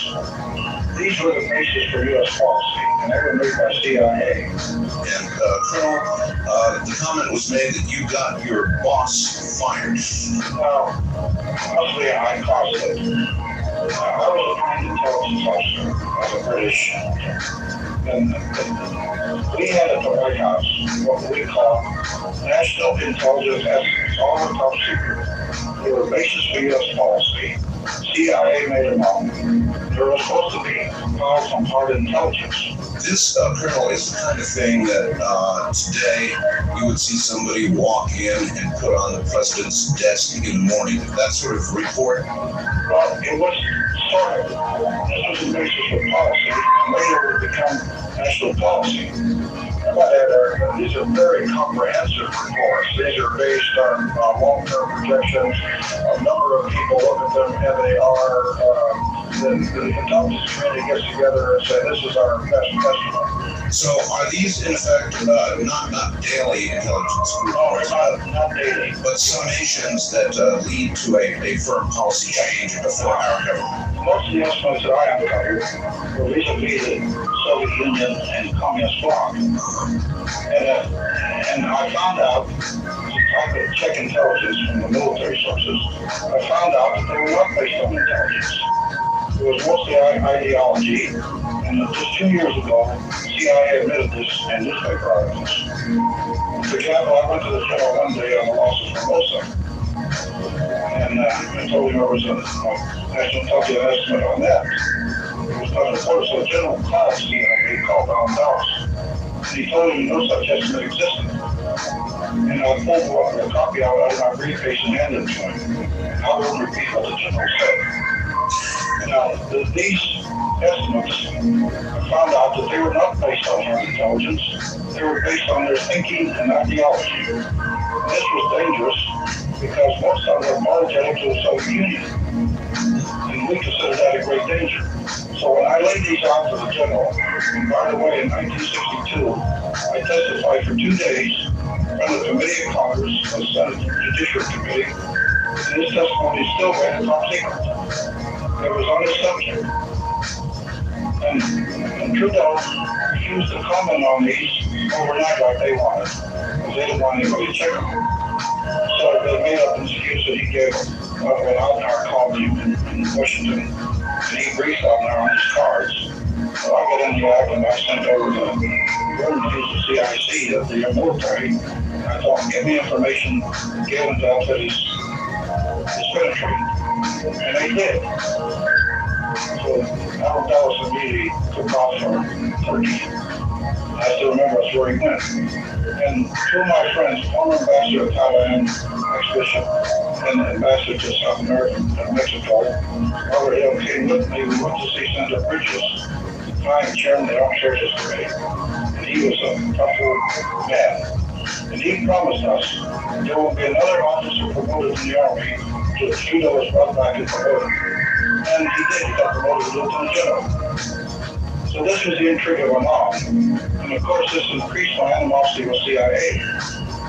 Because they didn't like the intelligence actually covering this. Remember, at the time, I was at the White House, which was considered above me. So I can call a few names back. And so there's not much you could do about it.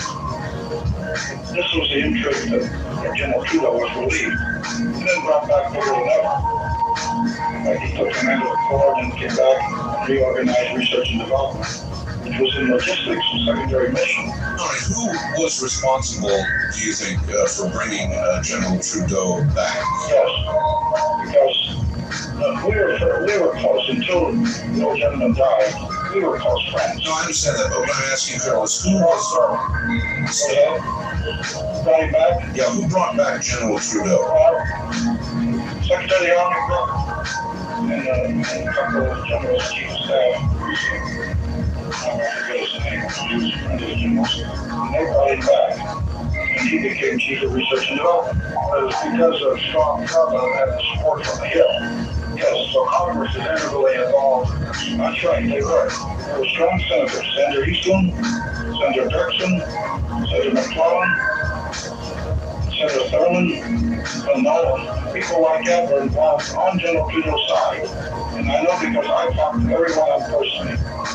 So they wanted him then as chief of R&D, and I take it despite all the political intrigue earlier, they knew him to be a patriot, they knew him to be a good man, and they trusted him, and I presume that's why they brought him back. This was a general that took his helmet off, 2 stars, division commander at Fort Chop Hill, and went up and counted his men and put on a sergeant's helmet. And this was a major general, division commander. That's the type of man he was. And also very religious. He went to the retreats of Loyola, and one of the most brilliant men I ever known in my life. And so naturally, as he came back, so did you with him. Well, I came back from Germany, and when he found out I was back, he sent for me. And I walked into his office, and I saluted him, and he said, "You aboard, Phil?" Yes, sir. He said, and the only order he ever gave me was, "Bill Bucks things for me, the rest don't understand." And what he meant, the inside workings of the government. So that was a story on the general. Because he challenged the estimates, which were a danger to us. The Soviet Union at the time had said, we'll bury you. I recall. So one of the defectors told me that he was talking to Brezhnev in Germany and Russia. He's a defector from Poland named Grometsky. I asked him if you were ordered Trudeau. He said, "Oh yes." He said, "Brezhnev told me," and Brezhnev was premier then, he said that this is the most dangerous general in the U.S. Army. defected out. He told me that. Michael Golneski. And from what point of view do you think he meant that most dangerously? He meant that also as a fighting general, and because of his knowledge also on R&D and intelligence. He knew what they were up to. All right, this is obviously going to get fairly complicated with all our phone troubles. We've made our way to the bottom of the hour, so everybody just relax for a few moments.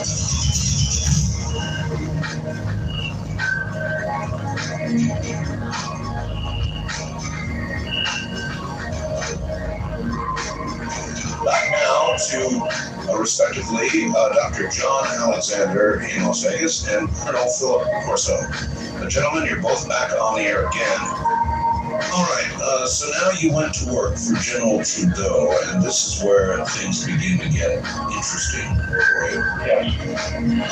At this point, again, you had never laid hands on anything extraterrestrial, probably haven't seen a UFO or anything else. In other words, you were not any sort of ufologist or even interested. I saw a body in Fort Riley, Kansas, but I put that out of my mind until I could corroborate intelligence. And later there were some experiences that happened.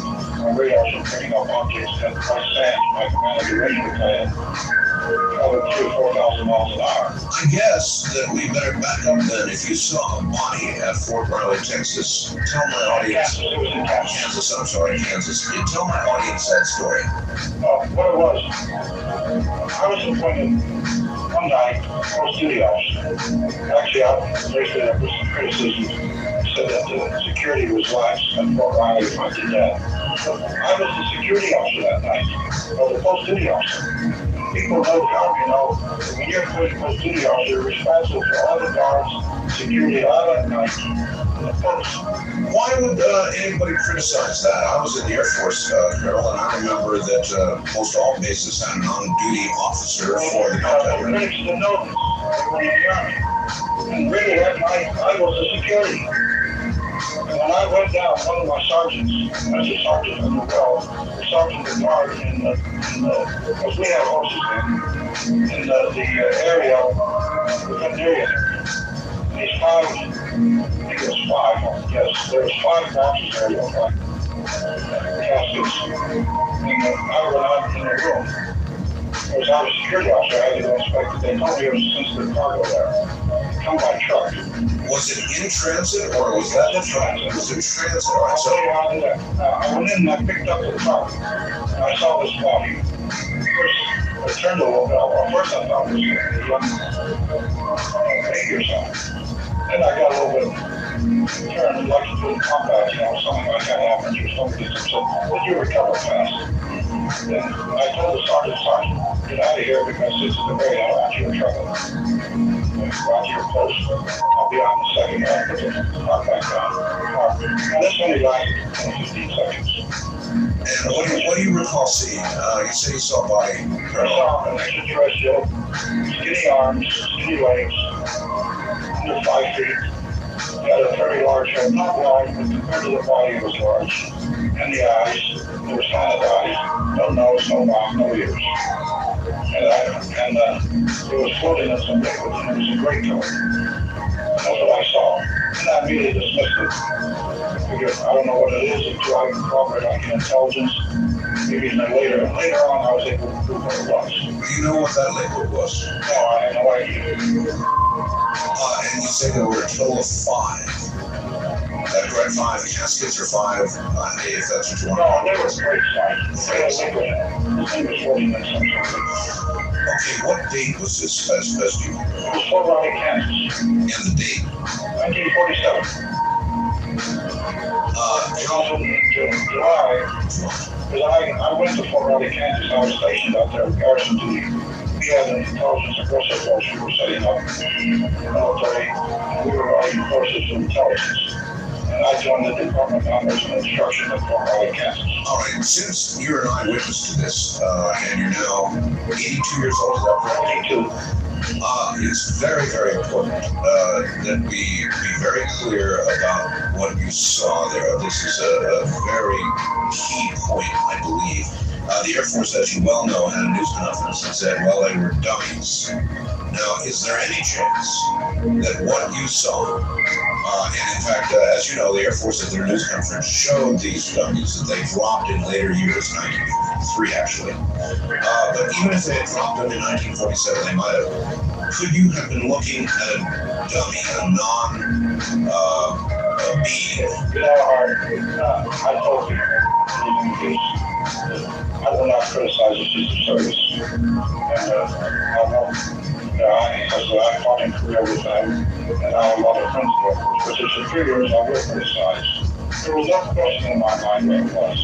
I know the difference between a body like that I saw there and a dummy, or even a monkey or something. And then they've even confirmed and said maybe it was Japanese in that war. I don't know where they get these stories or why they make them up. It's beyond comprehension to me. They don't have to do this. So you saw a creature, there's no question about it. Yes. I take it, Colonel, you saw the Air Force's news conference, correct? Yes. And you saw the dummies that they showed that were dropped, correct? Possibility. And that is not what was in that. No chance. No chance. All right. Do you know where these bodies were next? Yes. I do know. When I came out, I asked the sergeants on the guard that night. Right. I asked them, they said, well, we talked to the drivers. It came from an air base in New Mexico. There was 5 trucks. They were heading for White Madison Air Force Base. The boys, they had a driver and a co-driver, each truck. And the soldiers told the sergeants for that. And they reported that back to me. It was on its way. Remember, in those days, one of the only cross-country roads was Route 40. They were coming through Route 40. Right. They were heading for the Air Force Base in Ohio. They passed. And the soldiers told them that's where they were going. All right. Do you think that anybody else, the soldiers accompanying these caskets or whatever they were, also saw these beings? The sergeant did, came in with me. And I told him to get out of Where is that I sergeant? can't answer that. Okay, where is that sergeant now? Do you It's know? been 50 years, Sergeant. I don't know. I wish I did know. Okay. He was a good boy. Well, he may be That's the sergeant. a master sergeant at that time. Yes. So he may or may not still be with Yes, us. that I can't answer. I don't know. So there you saw it. You saw this body, and then what? I sort of forgot about it. Then when I became missile commander to range in New Mexico, I started picking up these objects traveling at 4,000 miles an hour. And I started checking that, and our headquarters didn't want to be informed. So I didn't say much. They didn't want to be informed. No, I thought I sent one forward. See, in the Nike system, I have tapes. They look like a lie detector thing. And that gave an entire crime sequence. So when one of these events happened, I would call them out and said, send me the tapes. And this showed if it was true or not. And they actually were accurate. Later, I discussed this with the radar people. And then when I went to Jordan, I was picking up, every once in a while, I picked up an object over there going 3,000 or 4,000 miles an hour. And nobody wanted to hear about it. No, I sent the first report. They said, we're not interested, forget it. So I forgot it. I said, report it. Dr. Alexander, does that make sense to you, or for that matter, Colonel, does it make sense to you? Then certainly we had not made any statement saying UFOs are no threat to national security. We're not interested. It would seem to me anything flying at 3,000 or 4,000 miles an hour would have been of intense interest to the military then, or for that matter, now. No, not necessarily. When you look at things like Norway, places like that, if you don't believe there is a threat that can go that fast, and you then say, and you're looking for threat or no threat, Right. and if it doesn't exist, even goes that fast, it's not threatening you, it's no threat. And we were looking for every reason to discard targets, not to try and include them. There were computers you're not going to guard today. You got more power on your desktop today than NORAD had in those days. That is true. And I suppose My computers were the CAM type. We had a deal to rely on CAM. Then I got to, they came from England. Then in my tour, before my tour was up, I had radars and they were oil data pods. That was quite an advancement in those days. and it was, of course, primitive, throw out a bunch of RF and get a return type radar. There was no transponder usage or anything like that. So you were constantly looking at what really was in the air. Yes. My radars, even in Germany, I had two batteries always on their work. And we were tracking these things. I had an acquisition radar. And I had two target track radars, a defensive lead, which would block on the aircraft and lock on the missile. One on the aircraft, one on the missile. And the computer would bring them together. Now, when you fly Nikes, missiles we had, would lock on the target. And then the one that's locked, the missile would fly, go straight up in the air, and then dives on the target. There's no far slant range. This was the Nike system that we had, which was the best that we had at the time. All right. Dr. Alexander, as you went back to Washington again, you confirmed the colonel service in these areas as best you could. That is correct. No, he absolutely was places that he said he was when he was there and doing what he says he did. By the way, one other thing I think ought to be made that I think is important about Phil Corso is this is not the first time that he has come forward and told some pretty remarkable tales. In fact, in 92 or 93, talked about a secret war that had been going on. And this was done, reported in 2020, U.S. News and World Report, and to the U.S. Congress. It's a war that is going on, and Phil can tell you more about it, because it's an important piece of why we responded the way we did. And except for those who had some very special clearances, never knew that this was going on. What secret war are we talking about? We were, for many, many years, we were probing the Soviet air defense. We would send planes in and try to get them to turn on their electronics so that we could map their air defense system. Sure. It was a cat and mouse game, and every once in a while the cat won. And we were losing air crews, and we knew, and Phil can say a lot about this, we had people down on the ground, captured alive, and we didn't even ask for them back. Sure. What year was that, John? Well, this went on for decades. But with regard to the colonel's involvement, He was in the White House in the 50s when we had lost Minnesota. We had a 100-inch camera, which is highly classified at the time. Northeast part of Korea, we could photograph all the stuff. And this was highly classified at the time. And we were flying that over there. Chris Wallace on prime time, he asked me one day when I was interviewed on TV, oh boy, I told Chris, I don't want to be ludicrous on it's not a joke. They're serious on this. I don't know any Cold War. I've been involved in the hot war. And I told him that people, wars will die, they're shooting at each other, they're gunning their shells and everything else coming in.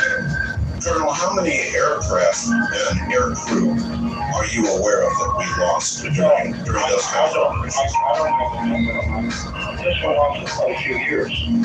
It was a constant battle. And we lost a lot of men.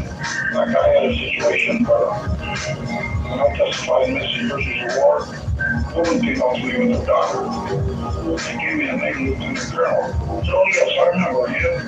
He's a technical advisor on one of these airplanes. Under his camera, and I used to receive the reports, the photos. Little girl got over, kissed me on the cheek. She said, finally, we didn't know what our father did when he got killed. I said, Pentagon told us he was joyriding. I told him he was not joyriding, he was a technical observer. Now, these things happen, you know. And Chris Wallace walked in front of the White House, he took some photographs, he had his cameraman there. And he stopped and he said, Colonel, I understand. After all, you people are responsible for the nation. And Chris, what do you have? Did you understand what we were doing? Well, I understand that it had to be done. It is a little difficult for the American people to understand that when these air crews went down, even if they lived, they were basically abandoned. Yes, they were. I testified in front of the House Committee and the Senate Committee on this. What do you think happened to those men? I told President Eisenhower what happened to, for example, Pam and John. I was on a truce delegation, and I was on the ground when the boys were being exchanged. I looked at a Korean colonel we had on the civilians told me there was 500 sick and wounded 10 miles from Pam and John. I wrote this up. Well, then our prisoners came through, and those boys told me that they saw those boys there. They were sick and wounded, pretty badly sick and pretty badly wounded. So I wrote up a presentation. The chief delegate took it out, Pam and John. Chinese general broke a pencil in half and heard this. Now, none of those boys came back. They were all dead. They all were died. And this was 10 miles. I told the Senate committee for this, they didn't ask me one question about it. Maybe they didn't want to know. Well, I think the answer to your question is that, particularly for the technical, what actually Permanent. In other words, no doubt, ones that ended up in enemy hands were tortured for whatever information they gleaned and then disposed of. well, they also took identities.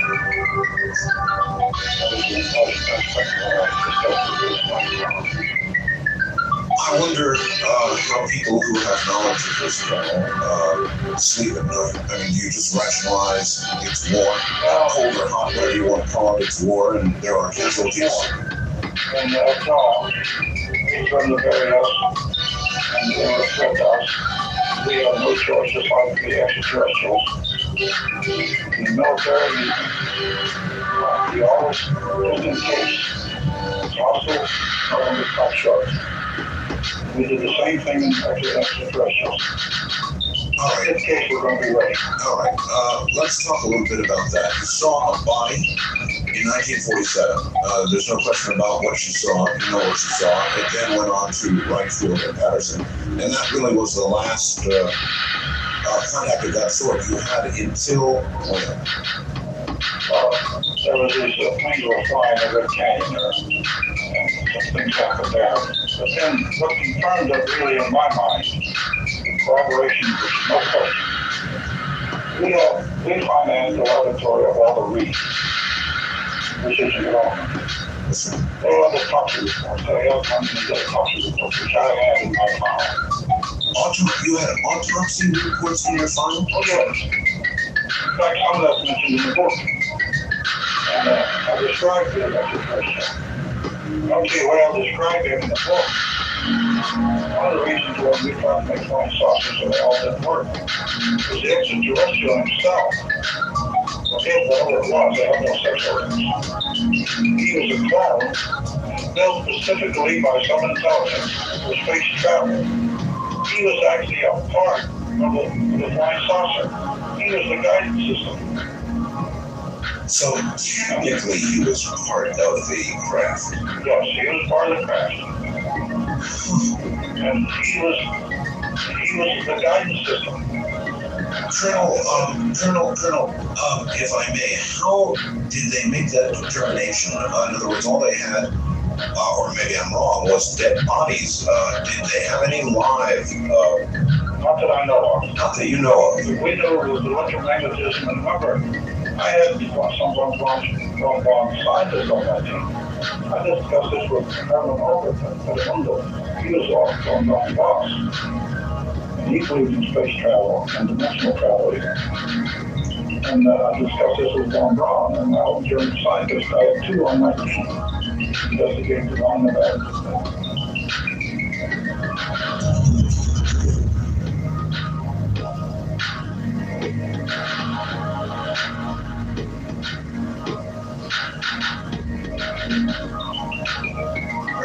Dr. John Alexander and Colonel Philip Corso in Las Vegas.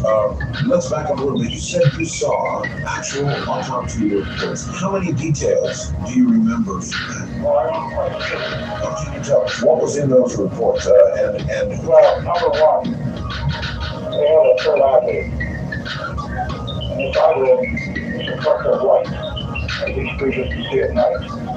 We use that as a basis, one of the basis for our night viewing devices, imaging intensifiers we call them.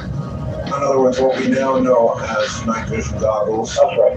It came from that. That's the seed. And the German Ultra, they had some experiments that they were doing infrared. And the Germans, I had their documents. I'm very fortunate I had a scientist there who could explain the documents to me. Okay, here's where we need to back up a little bit. What knowledge did the Germans have, and how did they get it? Now, the crash that I know about was in New Mexico, but you keep referring to German scientists. There was a crash in Germany, what he told me, and there was also some crashes in Russia. And Wilbur Smith, a Canadian genius, an electromagnet, brought us a piece of metal that he got from the Gonfalon House in Canada. All right.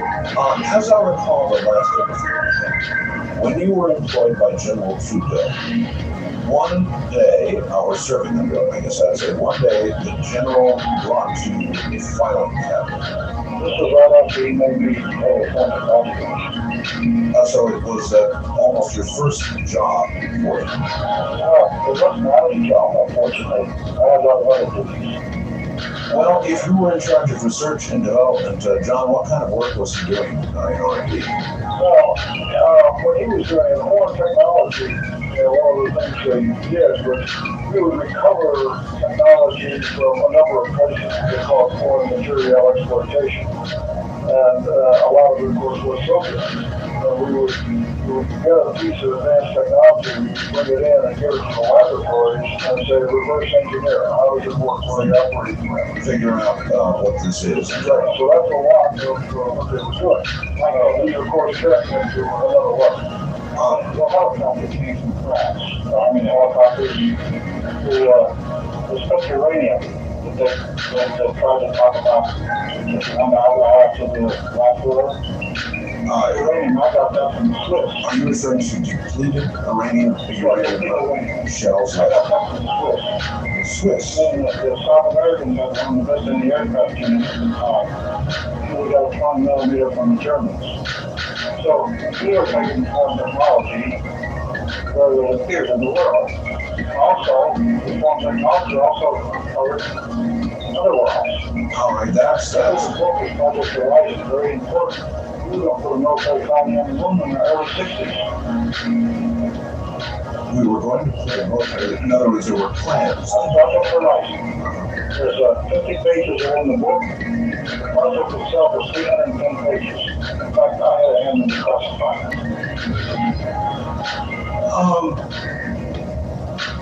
John has, Dr. Alexander, John, have you looked into this aspect of the Colonel story that we had a whole plan to put a base on the moon? Oh, that absolutely exists. I've given me a copy. And one of the things that's not very well known is that you referred to the Germans before. Remember, that was Operation Paperclip, where at the end of the war we had selected a number of scientists, Werner von Braun and Oberst and others, and brought them in.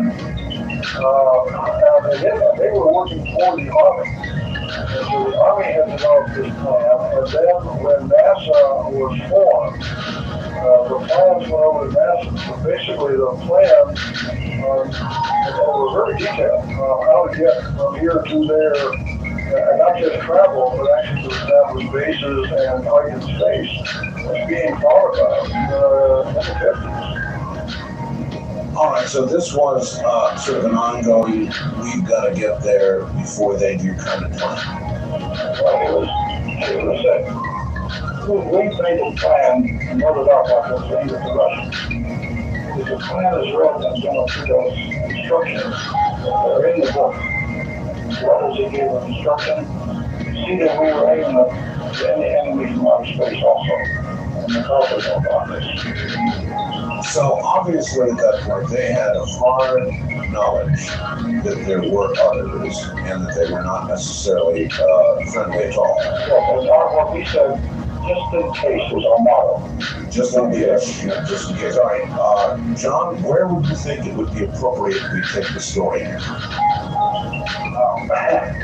Well, that's kind of gone all over. I think what Phil did, from his perspective, for research and development.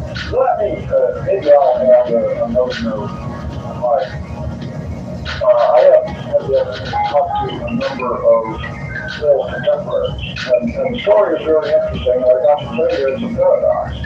I'm talking about people who went on to have ranks at 3- and 4-star general level, Yes. were colonels of command. And I would ask them, the big question is, where does stuff go? And I say, do you have it? Cooperate? And they would say, no.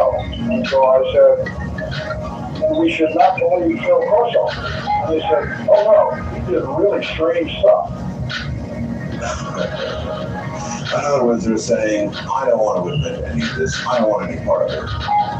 But then you ask about Colonel Corso, and they say, well, yes. Yeah, they give him very high remarks, and these were contemporary. They were guys who were colonels with him, and as I said, they stayed in and progressed, and at least one of them took General Trudeau's position 2 or 3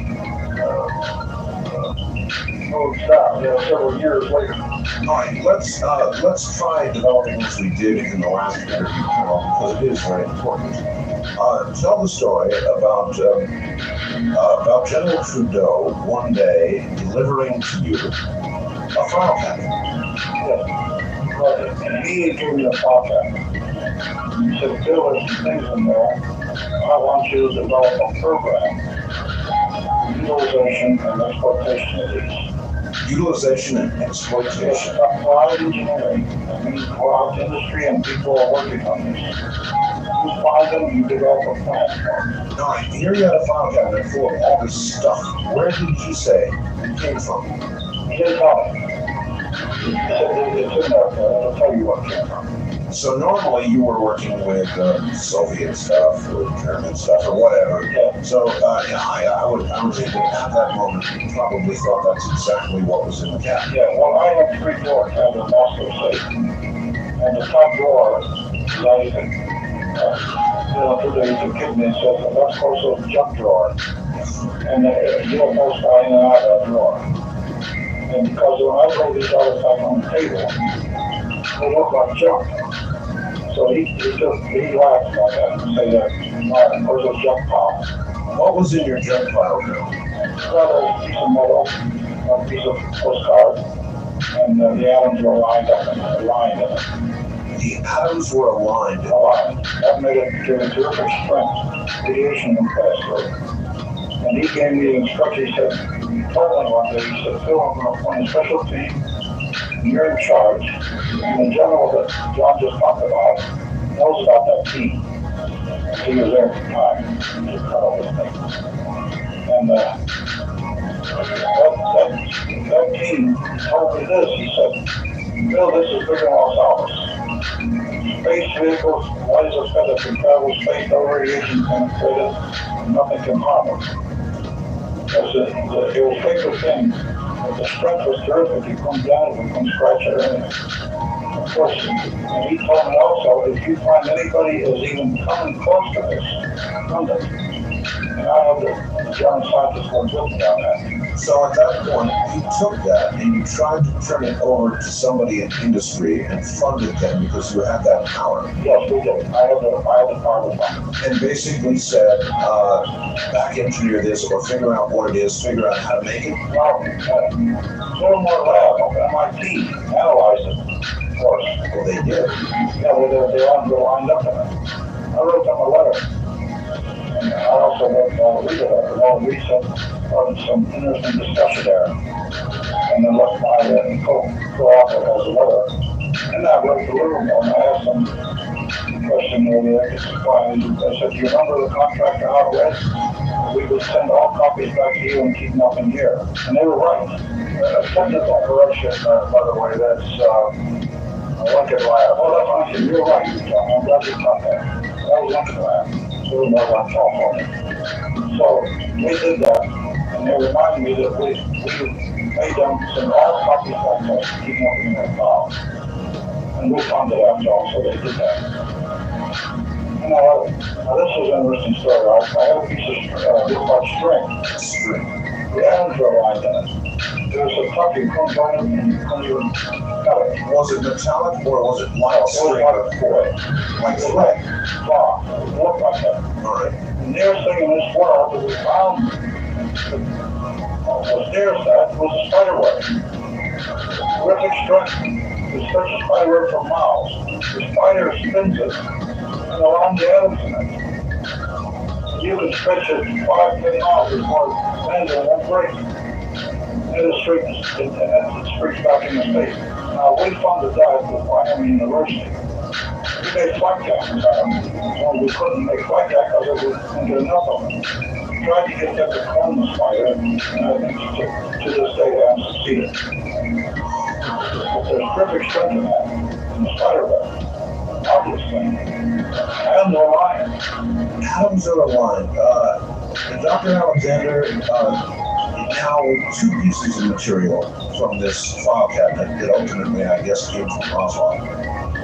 Atoms are aligned. Can you explain that? Not very easily, actually.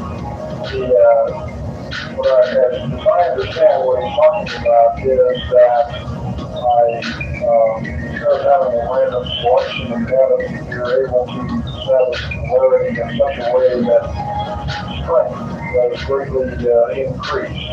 You're right, John. But they were actually not able to duplicate metal, is that correct? Well, we failed in that test. Failed. We were never able to do it. All right.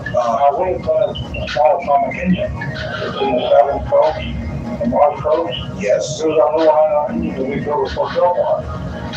And we could never harden that, so we couldn't put it in anything as a amount to travel in. But we couldn't harden it and keep the radiation out. Let me read you these facts I've got, and let me ask you about it. We have yet to develop how you got to this technology, but here's somebody reading your book, Colonel, and he says, I'm only halfway through the Colonel's book, but I've reached a very disturbing fact. The Colonel says that the military has been fighting a war with the aliens since 1947 and considers the aliens to be enemies of the United States. Would you please ask the Colonel if it's true, and if indeed these aliens are our enemy? I had a list of over acts on airplanes. Maybe accidental, maybe not, and if they were overt acts, killed on them, got on aircraft, they even experiment on civilians. So we have to consider in the military, those are hostile acts. Can you give me any details? You say hostile acts, overt acts. They killed our men, you said, and experimented on civilians. We all not even the missile was thrown off track by them. They connected it. We were at the Air Force Base, they shot at them. This is an incident also. And I Malcolm Air Force Base, we flew over that and they knocked out our guidance system on our missiles. The guidance system on every one was knocked out. Then the Broken Door on the top of the ground in the Soviet Union, the U.S. opened over for 14 seconds, and all their steel towers fell apart. All the roads and the rivers came apart. The Commodore was down for about 3 weeks. And the UFO was over 14 seconds. And also, we had information that they followed all Germany and all the Russian Moscow, I think, shot in the air. So we have all that evidence. Pardon? Yes. One thing I might add, and this is, I'll leave a cautionary note here, is when you all here talks about the military, And that's a pretty inclusive term. I don't think that most, the military, that you would get consensus on that. So this is clearly speaking for some people within the military as opposed to an institutional decision. Yeah, I think John's right there. All right. Well, clearly the acts were or appear to be overt, but from what you have told me, short of people who may have died, it seems hard to conclude that their action was that of an enemy that wanted to come at us or have a war with us, because surely they have the technology to wage a much larger scale war than. We used to discuss, if they fight a war and stuff, so they're going to fight on our level or their level. Now, that's a question we never quite answered. We didn't think that they were going to fight a war with guns and missiles like we did. They were DNA experts. They made these clones of their super intelligence. And when I analyzed that clone, what a marvelous way that was. We were missed on it. We should have diagnosed that thing very minute. That was one of the greatest things they left us. And we were sort of remiss. We didn't do enough. How much actually did we do? I mean, you said you saw an autopsy. Oh boy, we studied the digestive system that worked on it. There was no vocal cords. No vocal cords. No ears. No sound. We figured that they had 4 lobes in the brain. We figured that their communication was telepathy. Would you call them biological entities? We made that name up. That's extraterrestrial biological entities. You made that name up? We made that up. We call them, we came to the conclusion that they were definitely clones made specifically for space travel. This man today cannot travel in space. Now somebody objected to my book because I make that statement. Man cannot travel in space if these clones are better than him. Or somebody's going to come back and say, we spend billions and still man can travel in space. Well, it's a fact. Nothing I can do about it. It's true. In a mirror, when they come off the mirror, after 3 months after they come off, one down and the muscles or something. All of that is true. And the brain is affected too.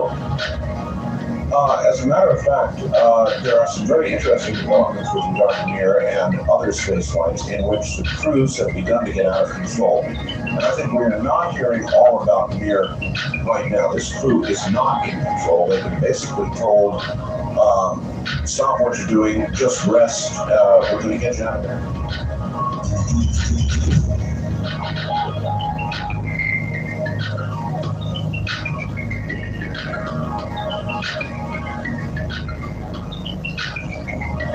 Now, to my 2 guests, Dr. John Alexander and retired Colonel Philip Corso. Gentlemen, you're back on the air again. All right, but then some other materials from that filing cabinet, for example, this fiber that you're talking about, actually turned out to be what we now know as fiber optics. Is that right? Fiber optics looked like wires. I really didn't know what it was. Light was based from car cells.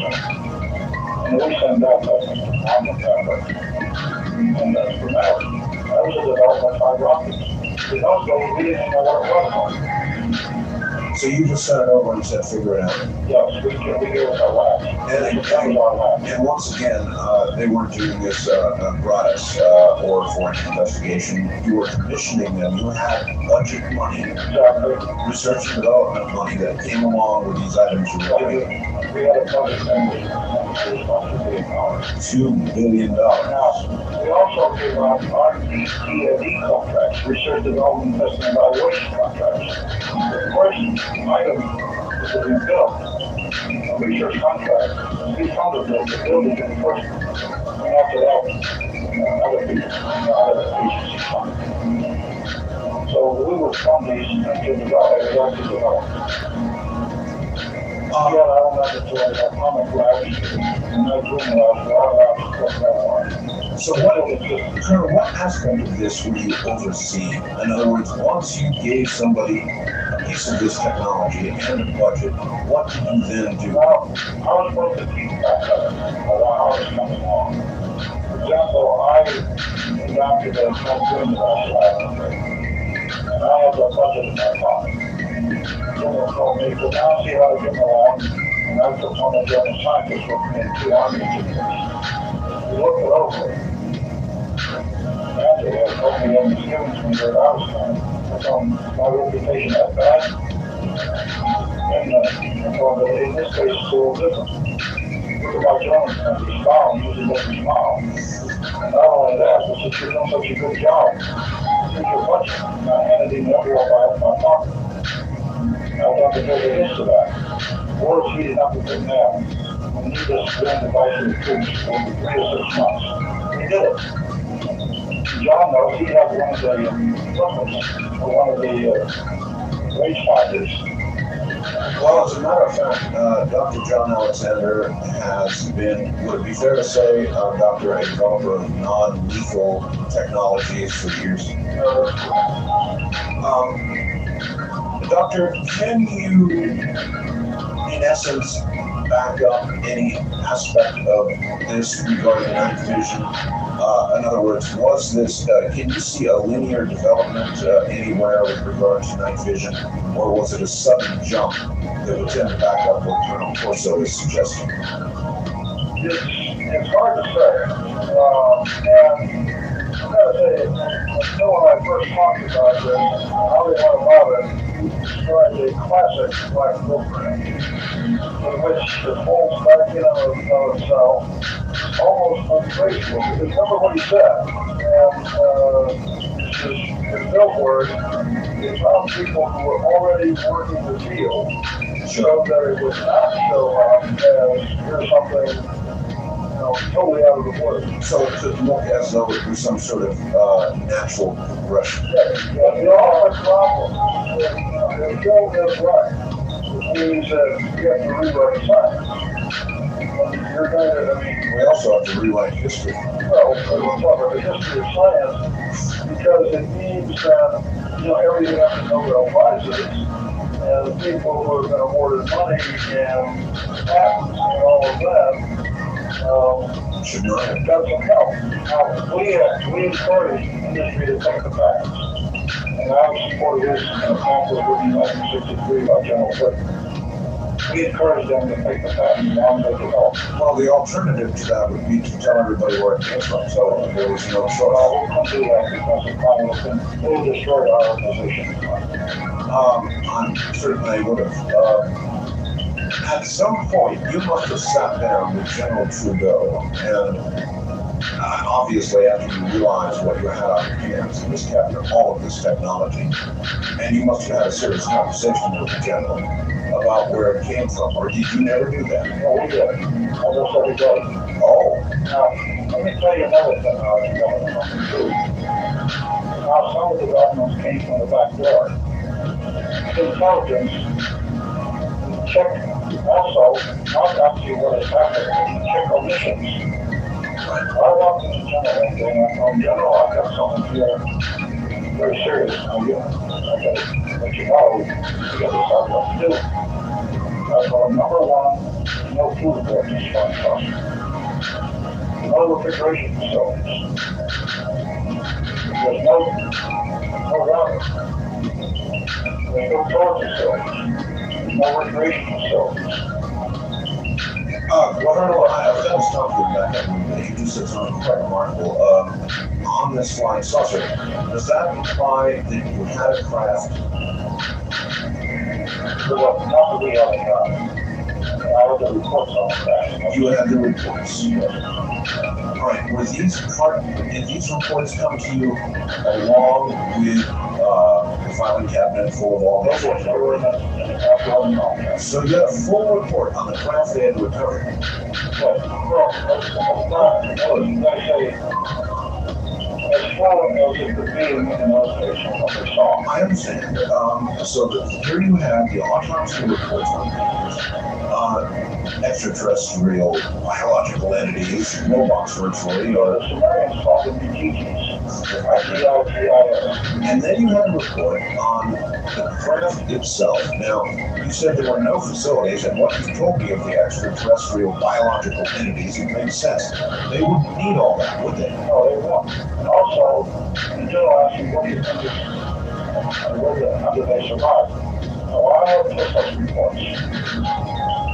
Of course, I know he was the genius. Oh, yeah. Working in the house in Mexico. He actually set up this generator right up there in Colorado Springs. Yes, sir.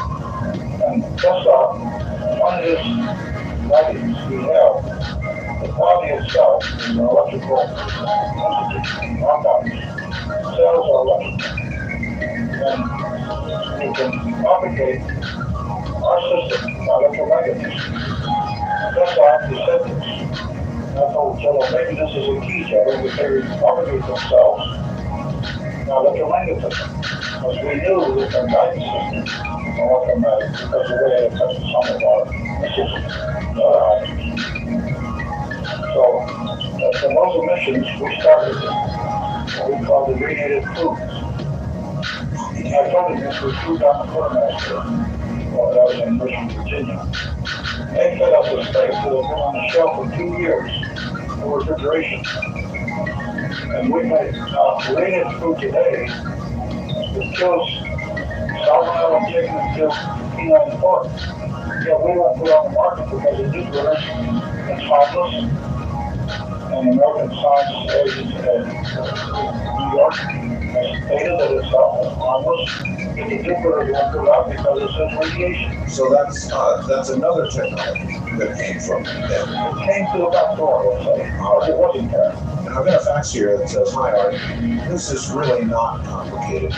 Colonel Philip Corso is simply telling the truth. The problem is there are going to be a lot of people that simply can't handle the truth. And they're going to be using a variety of psychological mechanisms, including suppression, denial, rationalization, to avoid dealing with this simple truth.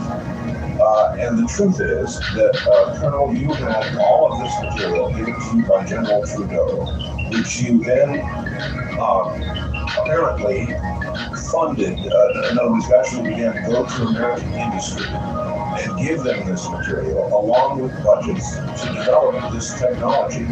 And what you're telling us is that the technology we enjoy today, much of it, fiber optics, night vision goggles, and on and on, all came from an alien crash or alien crashes. Do you know totally how many there were, Colonel? No, I didn't I know about other important items. So I don't know who at the moment I was working on my notes.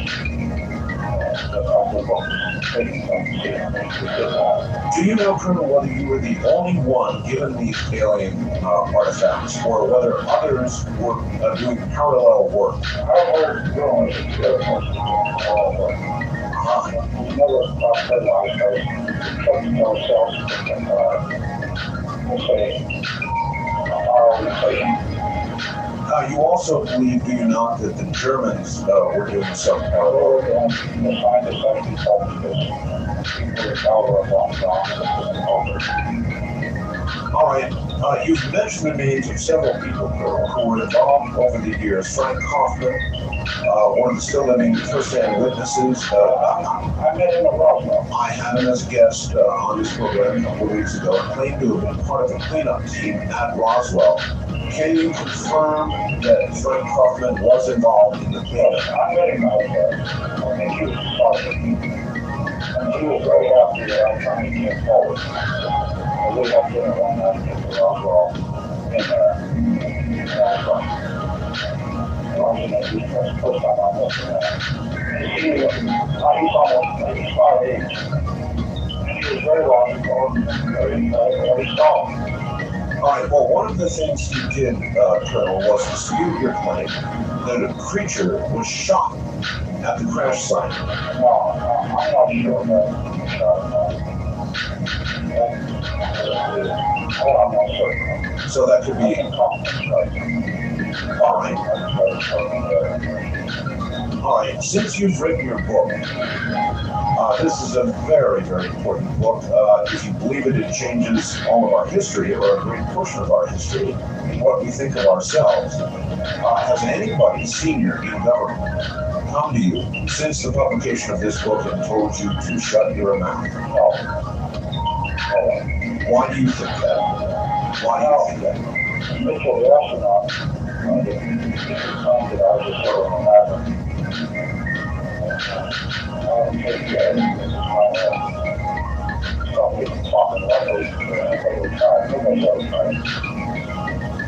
And again, the things that you're able to talk about, because they really weren't classified in the normal way. You can see that little chip for example, the University of Yes. It's now known worldwide. Yes. There's no classification. The superplanetary fibers, they're known worldwide now. There's no classification. They developed tremendous systems like that for communication. There's no classification anymore. The imaging devices, we made the first telephone. The first print. We made that on the chip. And that came from this technology as well. More than hydrodynamics. We had a car that carried down the laboratory. So it crushed it like on water. And the integrated circuits do electricity for water to the plant. And also sent a friend about this. He wanted to photograph it outside our village. And some fathers down there, they still might have it up there. So, that's a Washington, D.C. Do you retain a photograph of this? I have one. I gave it to Senator Glenn. And what did Senator Glenn do with it? I don't know. I was talking to him. Well, Dr. Alexander, I can only imagine now with the book having been out for a while, when the claims the Colonel is making, after all, we're talking about some very serious technologies here, that there would be people coming forward and saying, this Colonel is out of his mind. We developed so-and-so in our lab, and you didn't get any special materials in order to do that. And I've heard none of that. Have you, John? You hear some. Certainly. And you have to remember, the way they did it makes it untraceable by design. So, what Phil said was that they believed the story. That they were handing it to people already working in the field. Getting materials that in some cases they thought was Soviet. But the technology was beginning to move already.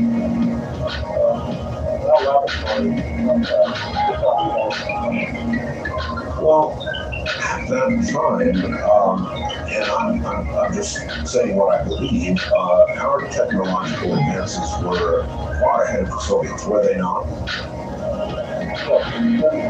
Some of those figures, that was not across the board. There were areas that the Soviets had done some work that exceeded our capability.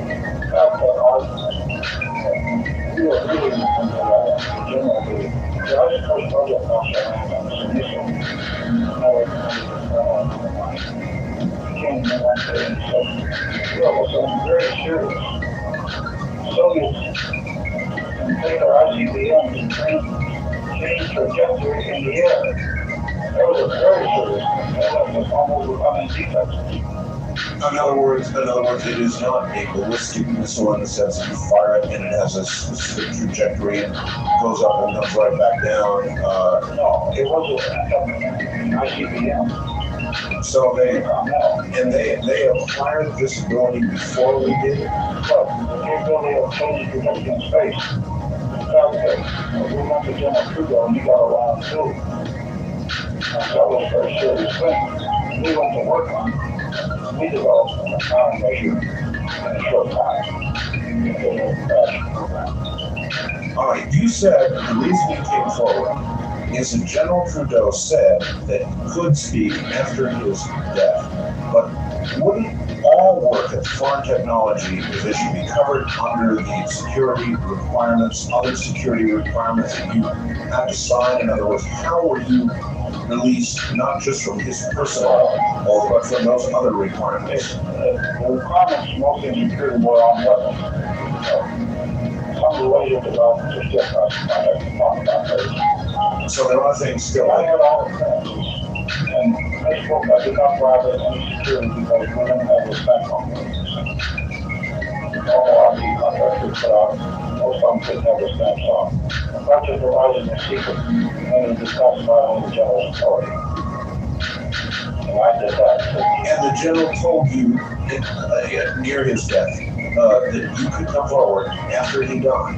He said that. Why do you think he didn't? Why do you think he wouldn't do it while he was still alive? Well, And back your story up. one day, I was discussing with the general some of these items. Yes. And I told him this, General, we have this in the circuit. What are we unleashing on the road? We don't know what it's going to do. What if someday, in my head, an immigration complaint? Are we going to create some monsters? And he said, Bill, yes. What you're saying is true. Well, let's hope that the people come after us will recognize this and do something about it. And then he stated this, he said, but maybe not in our lifetime. Well, it won't happen in his lifetime. Maybe 2 hours still be here. Why, again, though, do you think the general didn't want any of this coming out when he was alive? Because my new opinion on what was going on until he died 3 years ago and today, anybody deals with this as a cook. It's like I told the children one day, I explained something to them. So he was worried about ridicule. Yes. And also, skeptics and Department of Legal people are going to message like us. And we knew what our opposition was, and CIA doesn't have much. And there was a lot of opposition, a lot of smearing, and a lot of good people like that.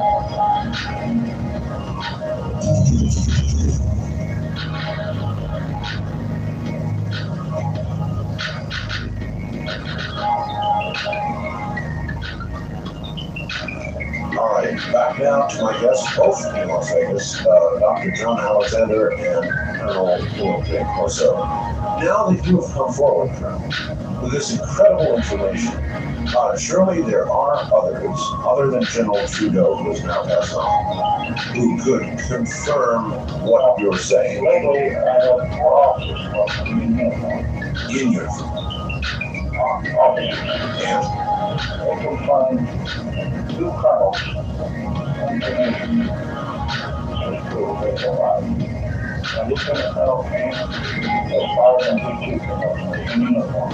in uniform. I don't want to say where it was, but I don't want anybody looking into it.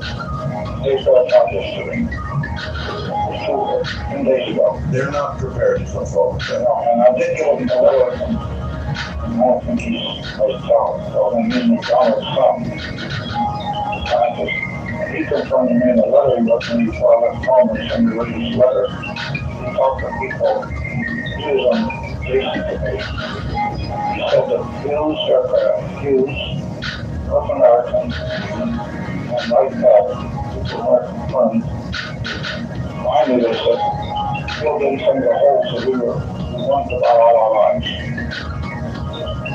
John came to me in a letter a few days ago. John Alexander, Dr. Alexander, with what resources you've had, what aspects of this have you been able to confirm? Well, what I can confirm is revolves around Phil's background. Right. As you mentioned earlier, he had come forward twice. We actually mentioned one of the incidents, one, kind of a secret war that was going on. The other was a POW exploitation program that the KGB had run for 50 years. And that came out last year. So he has twice told very unusual tales and turned out to be true. When I have talked to folks who, as I said, knew him, they state they cannot confirm the details of this, but state we should not disregard him. Colonel, can you confirm that reverse engineering was going on at either Area 51 or Area S4, those areas out here in our Nevada desert that you are now very close to? Now, information I have, yes, it was going on, but I don't have the details. I never thought we would try to get them. So roughly a dozen sister services in the military. Back General Trudeau went up in front of Congress, and he was testifying. He recommended it send everybody, and said that when it over to NASA, turn everything in space over to the Air Force. And people were stunned when he said that. He actually said this in front of Senate committee. We didn't bother with them. They were doing their own work. We trusted them and we let them alone. We figured it's best that we stay where we are to ourselves. All right, to this day, how compartmentalized do you believe it is? For example, do you think the president and our current National Security Council are now in the loop, or is all of this still off to the side and a government, in effect, within a government that harbors this information? Well, the government, when you talk about the government, it's a huge organization. Of course. And I've said in some of my reviews, you need the government alone that'll cover itself up. And that's true. That's what happened. It happened on my POW reports, missing POWs I sent from Japan. Kissinger, even Scowcroft said that those reports didn't exist, yet they were there. We found them. They just didn't want to do anything about them. When you touch UFOs, people run and hide for some reason. No. And I guess it's still going on. Because I've been attacked, minor attacks, so nothing really consequence. And even Stewart, the Manitoba Communal, Yes. he told me, he said, Phil, he said some of this, Phil, some of this attacks are returning on their territory. No, that's right. That's how you know you begin to get attacked. Do you believe, Colonel, that the Foreign Technology Division may still be involved in seeding this technology into industry? Because we didn't figure it all out back then. I really do. I can't say. I'm not clear anymore. And I haven't been in contact for a while. Other people tell me, like these people in uniform just told me, we got still going on. So I hope it is, because it's important enough to keep on going. And I think some of these developments, I surprised my son one day because we built airplanes. We can't fly airplanes. And a B-2 came over an air show, and I told him what I do, and he called me and he said, oh no, I can't. And I called him and he said, came over and it flew like a little airplane. You don't hear any possible from an airplane like that. That means some of the developments are going into that craft. It has to be. Yes, sir. On FTD, and again, this was a small Army organization, not the one that right there from the Air Force. One of the things I was able to confirm is that when Bill came to the Pentagon, this unit was created, and right after he left, it disappears. If you follow what it is, go through the phone books for that period in the Pentagon. So you were able to confirm that division at that time? At that time, and then it disappears as he retired. And right after Trudeau left, remember, he was working directly for Trudeau. And right after, a few months after General Trudeau retired, that's when Bill Crosser retired. Yeah, I retired 6 months after he did. General Beach, who gave me my last operation on the commendation medal, I did with General Trudeau. I still stay in touch with General Trudeau. And 3 years ago he died, releasing you from your vows to him. Yes. And then what made you decide, Colonel, to write this book? I mean, One of the reasons I decided to write it, my grandchildren, the 3 little boys, asked me one day, what do you do during a war like that? I figured I'd better leave my legacy and put it on paper, because really I never had any intention of writing a book, That wasn't my area at all. And I started to write. And I put it all down, including my tie-in experiences, and even other investigations that I did from the government. I started to put those on paper. I figured at least I'll leave a legacy for the little boys. This severity evolved into this book, which I never expected to see that. Colonel, if you had not written this book, you're 82, you're not going to be around forever. None of us will. Would we eventually, in your view, know about all of this? Would there be anybody to come forward, or would eventually all those who could tell the story you're now telling? No, I think most of them are most of the people in World War II were our age. The oil and in combat. And that's how we were able to keep the secret. There was so everybody's a greenhouse. And I think that I'm mostly all wrong because the percentage of them are older than I was. Back in the testimony, I testified on the Supreme Court as the families were sitting there. I said that when I met the boys, and when John came across, they were younger than me, maybe, I'm 82 and I'm still here, maybe some of them are still alive. This was a long shot. At least it was most of the families. Sure. At one time, Barry Goldwater asked General LeMay about seeing the secret room, some secret room at Wright Air Force Base. LeMay told Goldwater actually cussed at him and said, never ask me about it again. Was Goldwater unknowingly referring to your room? No, he was referring to Wright Base, where those bodies went and where you presume... No, I knew Goldwater. I used to go to his house and talk to him. In fact, I notified him it was private line and by CIA. Did he ever ask you about this? No, I never did. He didn't know I was involved. And I never told him. The only one that knew who I kept the wheel was Thurman knew. Senator Bridges, Senator Easton knew. Those were the only two. And the Corbin knew. I forgot about him.